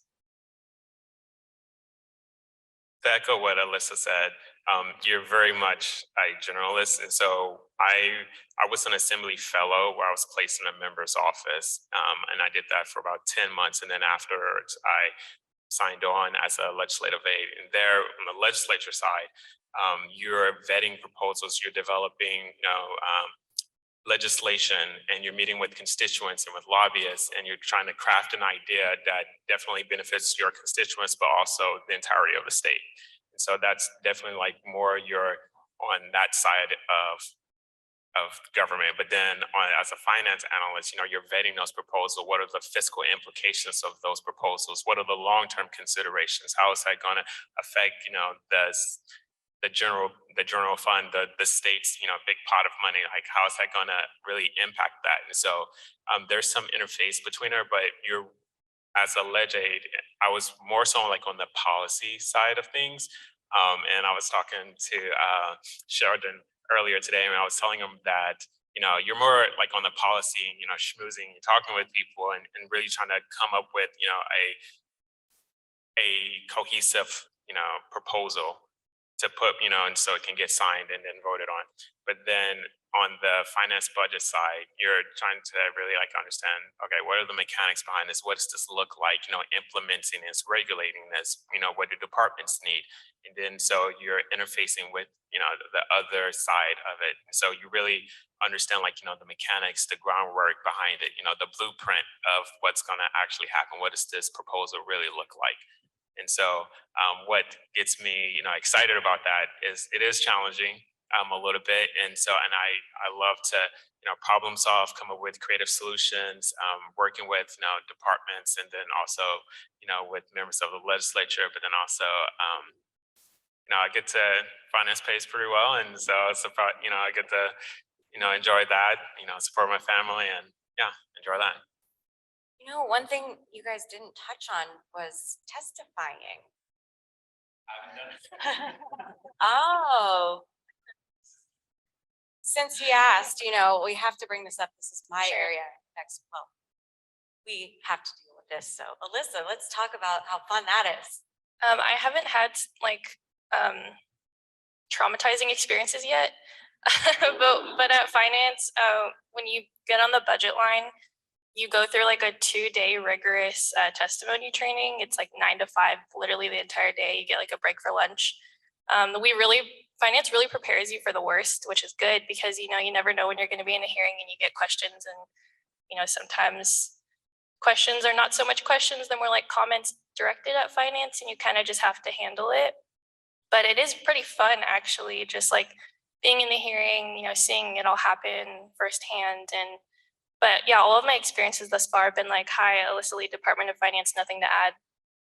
So it's not been so bad, but also your department is there, and the department is like, they're the program folks. If you have a department assignment at finance, if you're in the budget line. So they're also there to answer questions in most cases. So, but also like broad budget, like Senate budget and Assembly budget, not the budget subcommittees. I think mostly PBMs testify, the program budget managers testify, and like our cap office folks like Erica Lee. And then, if questions trickle down to like the granular level, then you can answer questions. But yeah, it's actually pretty fun. Sheridan. Oh, I love I can count on you for questions. Hi, everyone. Thank you for being here. Yeah, I just had a question for everyone. If you guys can go around, was starting out, I know everyone has been here for different years. What was something that shocked you? Like, what was a surprise for you? What was something that you were like, it's going to be like this, and then it wasn't? Or it was like, oh my God, we have like tacos on Tuesday? Like, what was like the selling point surprise? It was the tacos. I think one of the first things that shocked me was, not many of you guys, probably any of you know this, but there's a place in Sacramento that makes breakfast pizzas. And so I would come in and it'd be someone's birthday and there's a pizza that's got eggs on it and chorizo and ham and stuff. And I was like, is this like a state worker thing? And so I would say that, to be more serious, I have been shocked on numerous occasions. One time when I transferred, I was in cap outlay and I moved over to support, and now I'm back in cap outlay. And so the transition from cap outlay to support, that first month was pretty rough. It's the overused, drink of water out of fire hose kind of thing. Because when I came over to cap outlay, I worked for the treasurer's office for a while, and I had an understanding of what I was getting into. And I knew, because I had been in cap outlay for a while before I transferred to support, I knew what I was getting into, but the budget line can be pretty hectic. And I came in at a time where it's cyclical, and I came in at a time where it was high water, so. For me, I think the most surprising thing was, and I don't mean this in a derogatory way, but before coming to finance, you hear a lot. It's a very difficult work environment. It's going to be stressful. You're going to be working a lot of overtime, and you really need to like make it and do well. And I was like prepared to do that, but nervous, and I had a lot of anxiety coming into finance.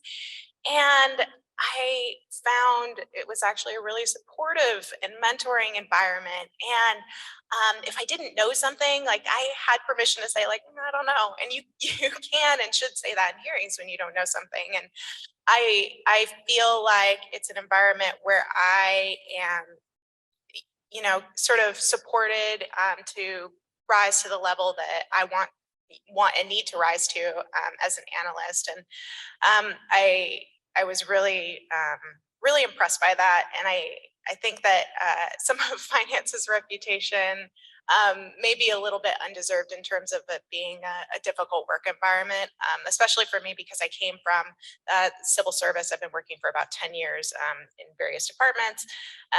And I found that finance was not as difficult to transition for me as I expected it to be, or had been told it would be. I had started here like straight out of grad school, so I really didn't know anything different as far as like a real grown-up job. The pace surprised me, just kind of how organized I found myself having to be, and I fancied myself a pretty organized person, but it really does pay to be organized. But just maybe surprising sounds funny, but like the people, not just being supportive, but you have a lot of like-minded, diligent, and supportive people. So the environment of it was surprising in a good way, and continues to be so. And just, in different experiences as you go through, you know, different stages of career and different units and the different cultures of the different units. So those things have all been nice surprises. I would say the thing that surprised me the most is how much responsibility you have as a budget analyst. I've only been here for a year roughly, and my department has like a $2 billion operating budget.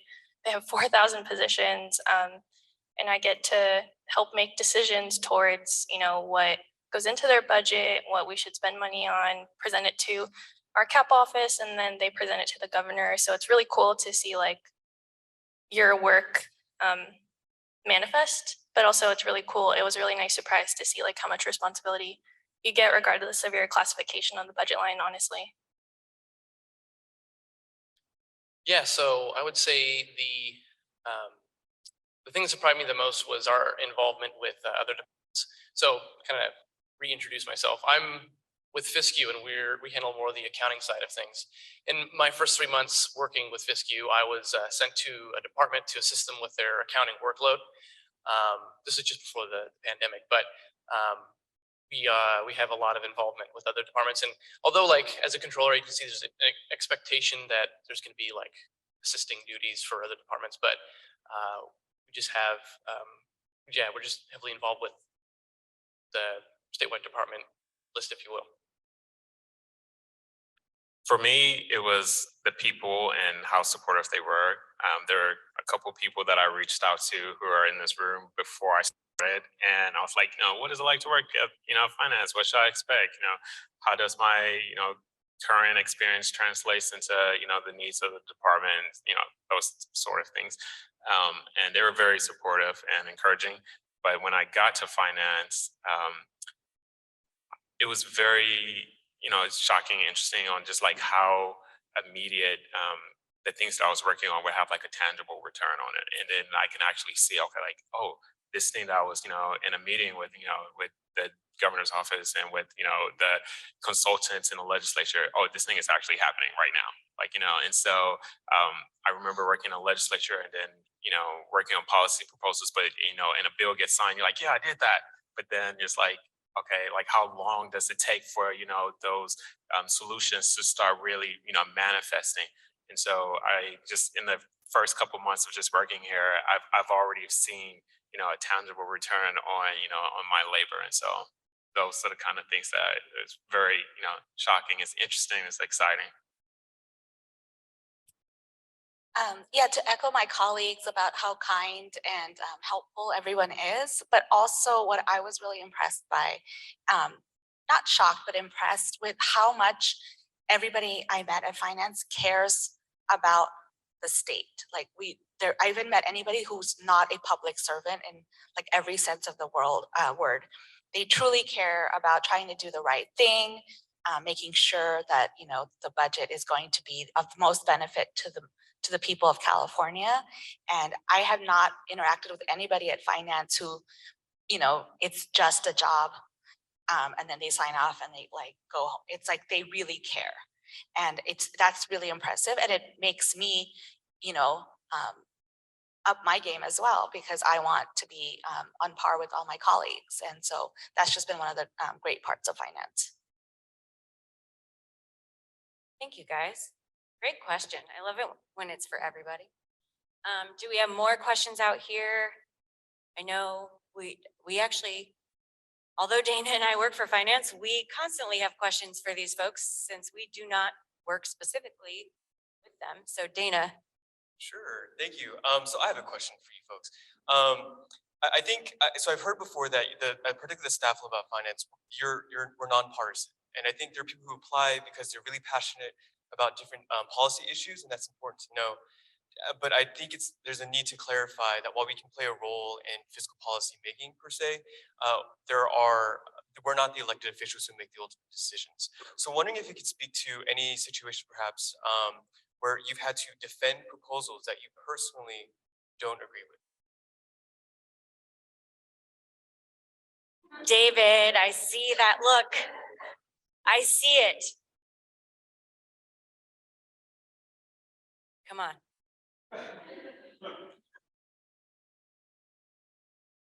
So currently, right now, I'm still very much learning like all of my policy proposals and things that are happening right now.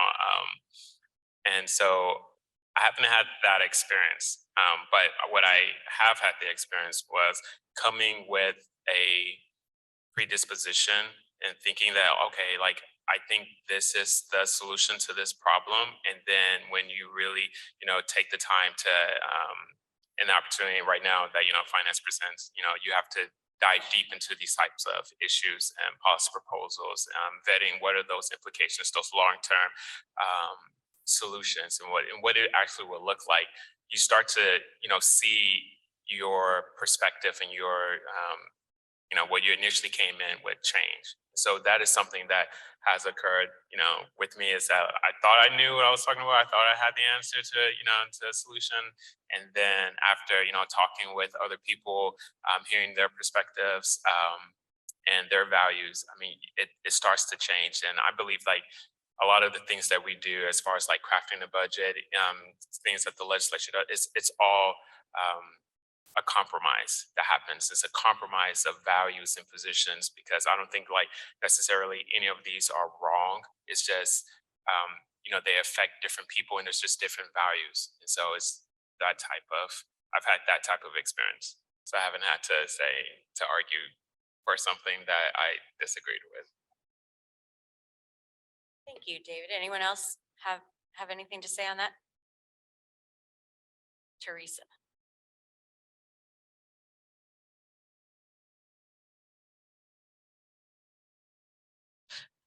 I think generally, Dana threw us a tough question, and those of us who've been around for a little bit longer will absolutely have those examples. But I think what it comes down to, it's really interesting to hear David say this just, months in, it's that there's a lot of inputs into decisions. There's a lot of inputs. There's a lot of internal inputs. There's a lot of external inputs, and you'll realize over time too, that you are one valuable, objective input, and almost every issue you face with a policy, you'll probably have a personal belief on. It might be light, it might be strong, but it will cross your path at some point.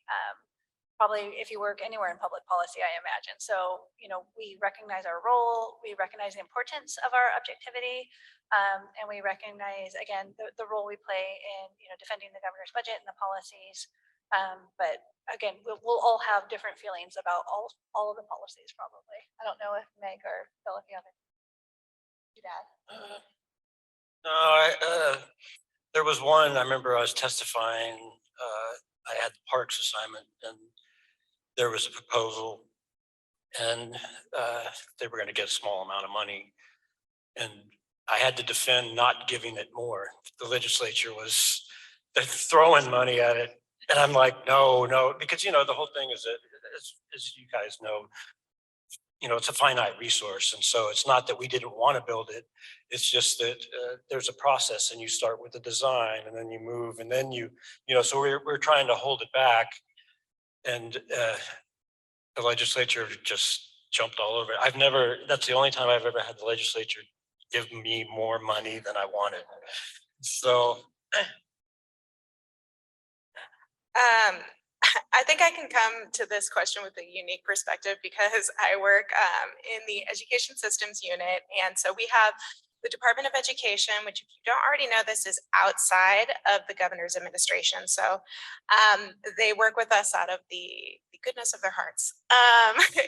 So it's a very interesting dynamic because the proposals that we're putting forward, I think Alyssa alluded to it earlier, for a lot of departments that are within the governor's administration, they'll sit and a hearing and then they'll say like no further comment from the Department of Finance. But for us, we are presenting and advocating for what we're putting forward in the budget. And it really is, it's coming from the administration, it's coming from our work with the department, the State Board of Education. There are issues that may crop up during the summer or the spring that we decide like we want to revisit in the fall. It's a really unique process that happens in my unit compared to some other units. And I think we're in a kind of a different position where we want to see the legislature is kind of clamoring to invest in education. And so It's one of those unique policy areas where there are a lot of different stakeholders and advocates, and we're working with local educational agencies across the state. I mean, there are a lot of players going on with it. So not that I've had to like sit and defend something that I didn't want to defend, but it's a really different perspective when you're at finance. Like I might have an opinion about something, you know, about my local school board, and then I come work at finance and I'm like, it's like actually much more complicated than I ever thought it could be. My opinion is a bit awash at that point, but I don't think I've ever found myself in like a morally compromising situation thus far, but yeah. Great, thank you. We have questions pouring in from Zoom. The first is for Samjita. As the chief economist, what is your role in forecasting, and how does that affect the state? What happens with your guys' information? Is that what ends up on TV and things like that? How does it operate?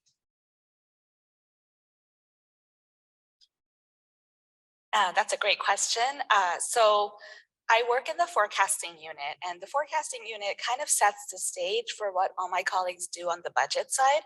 So we have a really strong and large demographics unit that kind of, and we have the chief demographer for the state, my colleague Walter, and they really analyze and study who's in California, the birth rates, the excess deaths from COVID, out migration, anything that's affecting the state's population, because the state's population kind of drives everything else, like how many kids are going to be affected for the education unit, and like really everything else. So they kind of set the stage about who's in California. Then my unit, the economic research unit, we are responsible for the official economic forecast for the state. And so we produce that twice a year, once with the governor's budget that's released by January 10th, and once with the May revision budget that's released about mid-May. And so we actually work a little bit a month ahead of time. And so we kind of wrap up our budget, our forecast a little bit before everybody else, so that they can use that information. And so we kind of look at, now we know who the people are in California, what they're doing, what they're producing, what they're earning. And so we actually forecast, you know, or project where the state's going to be going in terms of the economy. How many jobs are going to be added? What are the growing industries that are going to be affected? How many permits are we going to have that's going to be built for our housing needs? So we kind of look at like the main economic indicators and do a projection for that, for the state economic forecast. And then my colleagues in revenues, they take that information and they feed it into the revenues budget.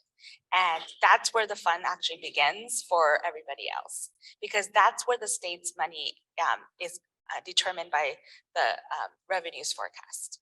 And, you know, one of the things that surprised me during the COVID-19 recession was, you know, we were originally thinking, all right, batten down the hatches. We're in this terrible recession. You know, we're not going to have any money. Let's just hold on, you know. And then we had more money than we've ever had. We had like the largest budget surplus. And it was just, I mean, it was a good problem to have, but it was also like, what are we going to do?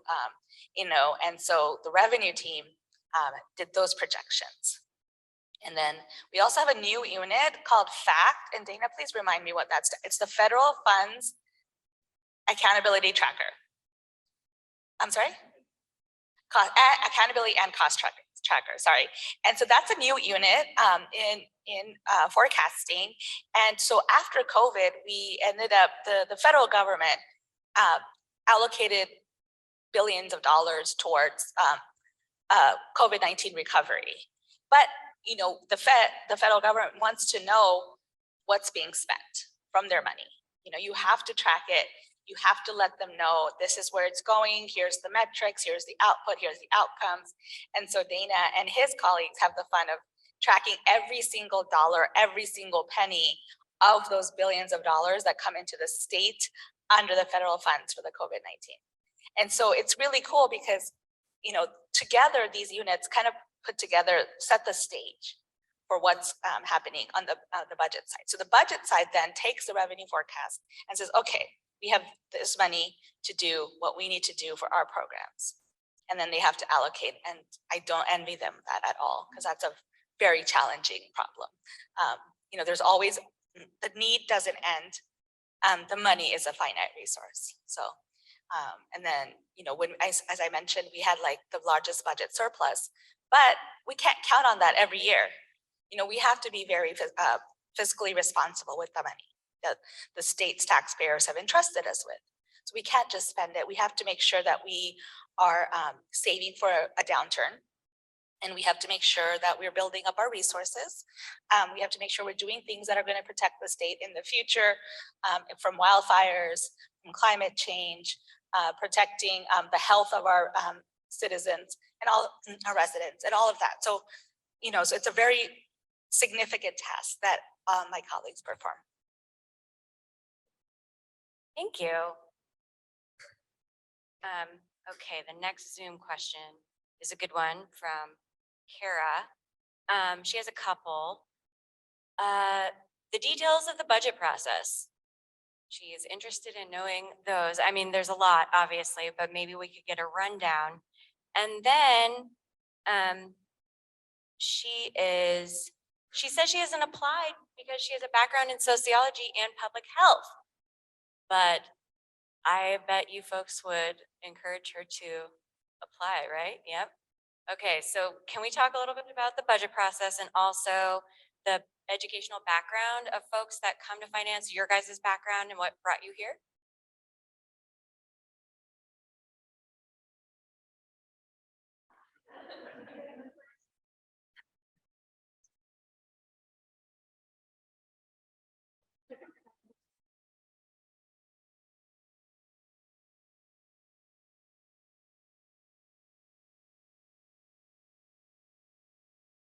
You have 5 minutes, so Technical help. make sure you talk.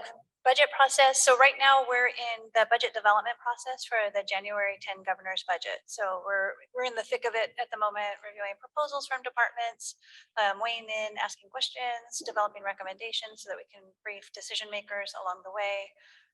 After December, January, the budget's released, and then we go into the budget, budget discussions and budget defense modes. We're fielding a lot of questions from our legislative colleagues on what we've proposed. Small issues to large issues. We do hearings. That's when, the reference to testifying earlier, we have hearings starting sometimes in overview hearings starting in January, hearings through, February's a little early, March, April, May, culminating in development of the Budget Act, which reflects the legislature's take on the administration's proposal. That all wraps up in June.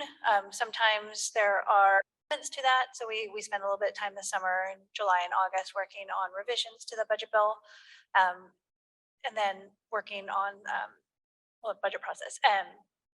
To kind of then head into September where we start the fall budget all over again. So just picture a cycle and a circle, and depending on where we are in the year, we're working on something budget related.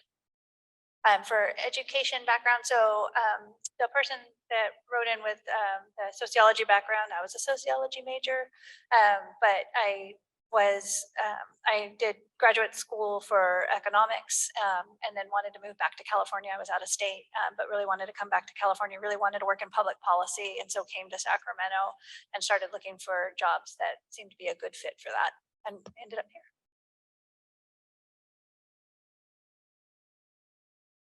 Yeah, for the education, I have a BA in history, so, and I'm still here, so. My education is probably a little more what people might expect from someone at finance.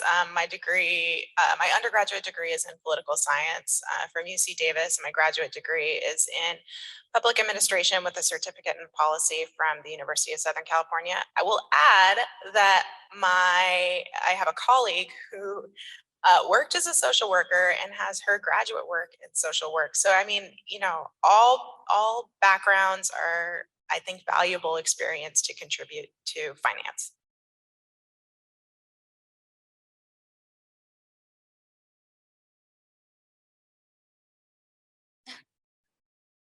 very similar to Megan, my degree, my background is in political science, and then I have a master's degree in public administration from USC.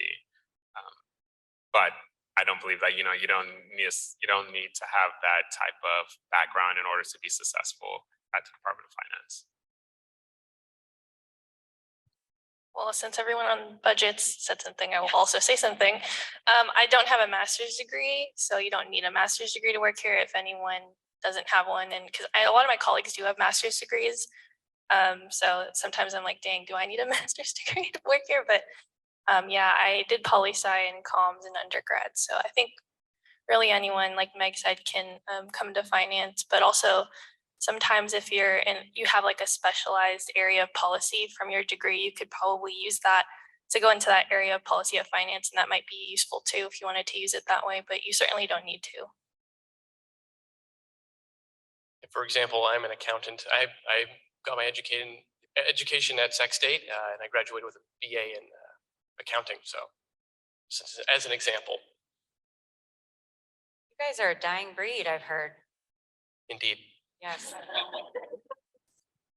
So many various backgrounds. Thank you guys so much for that question, for answering that. I think this is a perfect question from Bella to close us out.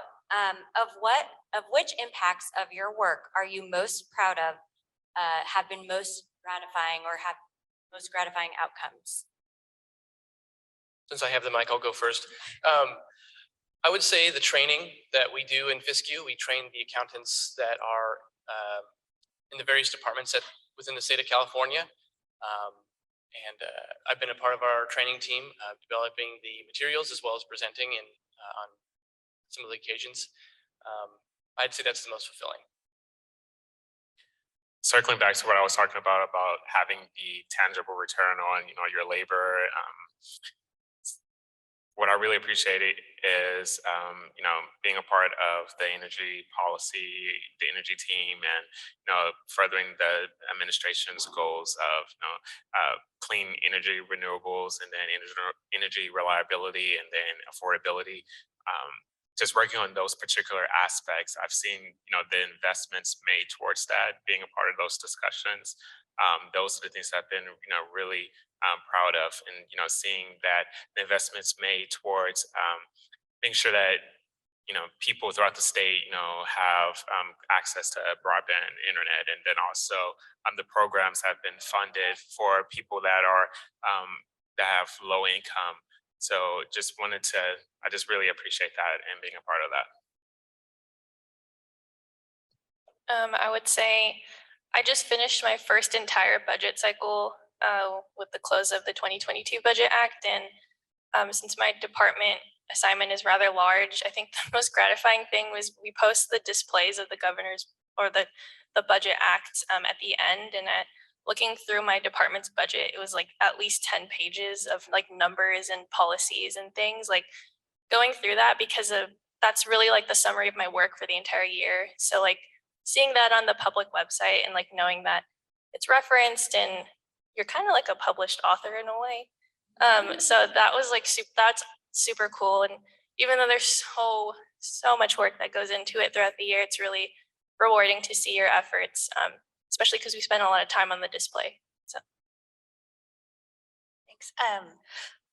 This is a great question because I think it varies for people, just kind of depending on their role and what they've been able to do here. Being asked this question before, because I've done, you know, some recruitment stuff in the past, especially, it used to be like stuff, like policies I worked on. But the most gratifying stuff is really now at the stage, especially like in a manager role, is just seeing people develop, seeing people, you know, work towards goals that maybe in finance, maybe longer term outside of finance, and just helping people kind of, you know, find their way or find what makes sense for them. So I think most gratifying is just kind of the discussions with our team and, you know, development of our team. Stuff like this is really gratifying. Actually, I think you see a lot of people here volunteering their time because this is really fun for us, and really enjoy talking to people and just kind of sharing what we do. And because it's sometimes this stuff's hard to find, and sometimes, you know, it's hard to kind of navigate the state system. So just having those connections and being able to talk to people who are interested in public policy is very exciting. For me, the thing that's been most gratifying and the thing I'm most proud of are two different things. The most gratifying thing has been being part of the team that's put together. So I work on educator workforce issues. Our package to address the state's teacher shortage. I have a lot of friends who are teachers, and seeing what they go through, especially having gone through the pandemic, it's been a lot for them, and working to try and address those issues for them has been really important to me. And the thing I'm most proud of is kind of like the the other side of what Teresa said. Seeing how much I've grown in the last year and a half. I think I have like a very anxious personality, and I'm shy. I would never be able to sit at this table and like talk to you guys, let alone testify. I don't know how I got into finance, but I did. And it's been really rewarding, just feeling more capable and seeing what I can do here at finance. Yeah, I guess professionally, the most rewarding was I had the California Military Department on the support side for a couple of years. And I can honestly say it was really challenging, but I love to this day, it's just the feeling that I left that assignment in better shape than when I got it. And it wasn't that it wasn't in decent shape. It's just that they were really challenging. And I worked with them and I worked with them. And 3 years later, we were still having problems, but I know that I kind of gently nudged them in the right direction, and so I'm proud of that.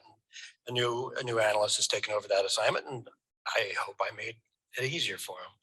And so, but another thing that I really like is helping to teach the new hires the ropes, And so I've trained quite a few people on the cap outlay assignment, and many of them have gone on to other assignments. They're not in cap outlay anymore, but there's a new crop, and I get to get my hand in there and help steer them in the right direction. And that's what I think everyone said this before, but you are not set up to fail at finance. We know it's a very difficult job, and everyone is there with a helping hand to make sure that you succeed. I got it when I came in, and I give it as much as I can. Thank you, guys. I love all your answers. They're like so heartfelt and genuine. I mean, but they're all right. Like we get what we put in, and we all put in a lot. But if you like intelligent work and you have drive and motivation, you enjoy the rigor of school.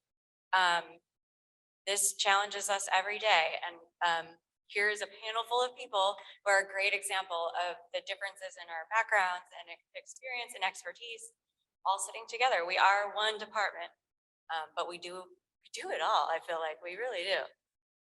We even do yoga at lunch. I'm not kidding, actually, but She's really not. Well, everyone, please let's give another hand for our panelists. Thank you so much for sharing all your experiences. Thank you, guys. Yes, and the panelists are free to go. We're going to move now to the concluding remarks. So we really hope that you've enjoyed learning about the different things that we do here at Finance. And we've actually hoped that we sparked some interest in you potentially applying to finance. So to help answer or help you provide a brief overview about how to stay in touch with our Human Resources Office and learn about upcoming job opportunities, we will have a representative from Human Resources come up here momentarily to explain. Also, we have two of our staff handing out surveys that we'd like you to fill out after our talk from Nuyet here, our HR specialist. Thank you, Meredith. Hello, my name is Nuyet Nguyen. I'm an analyst in the Human Resources Office. So if you're interested in signing up for our mailing list to be notified for when we recruit or host an exam, you can visit our website at dof.ca.gov and right under careers. You can go to the next slide. Here, we just need your email, and then from there, you'll be subscribed for our mailing list. Finance is committed to the engagement, retention, and promotion of a diverse workforce and a culture where differences are valued, To further this commitment, finance has undertaken an initiative to more fully realize an organization that reflects the diversity of the Californians we serve, achieves a team-oriented and respectful environment for all staff, and considers equity within analytical and decision-making processes. So applying and going through the process is complex, and applying to each job bulletin is a different case by case. So with that said, our HR team will answer any questions you may have. You can call us at 916-323-4071 or email us at jobs@dof.ca.gov. And then I'll be in the back table if you have any questions that you want to ask in person. And I'll pass it over to Margaret.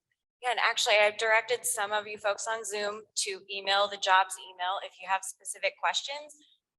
The HR team will do their best to connect you with someone at the department who can answer those specific questions for you. Or if you're just curious and interested, how can I apply? You can email them too. But we are planning to have a Cal Careers and state application workshop, which we're going to run over Zoom. And we will send that information out to you as soon as we nail down a date, but we'll probably have a couple because the application process is super fun. But we're really happy to help you guys get your app ready to go and come work for us. Great. Well, thank you so much, Meredith. So just to repeat, actually, you can go slide right back. Back one slide. Again, jobs@dof.ca.gov. That's your contact information to our Human Resources Office if you have any more questions or want to learn more about opportunities that we have. So it's been a great morning, and unfortunately, it's now coming to an end. As we conclude the live stream portion of the conference, next slide, please. We do want to actually have you take a survey. We have some paper surveys for those of you that want to fill it out. We also have a QR code here that you can use to access our online survey. As the Department of Finance, we really do take seriously this policy conference and want to make sure that we find ways to improve this program for you folks next year. So please go ahead and take some time to fill out this survey. And as you do that, I'll just make one last concluding remark. You know, there's probably many reasons why you may have joined us here this morning. You may have heard about the work that we do and why we come back day in and day out. Now the question turns to you. If you enjoy working on challenging issues that society faces, if you want to work for a dynamic and rewarding work environment, solving problems and engaging state leaders and elected officials, you might want to consider applying to finance. So with that, we just thank you for coming. We hope that you stay safe, Godspeed, and hopefully one day we'll see you around the office. Thank you. Thank you guys on Zoom too. We appreciate you coming, whether it's in person or virtually.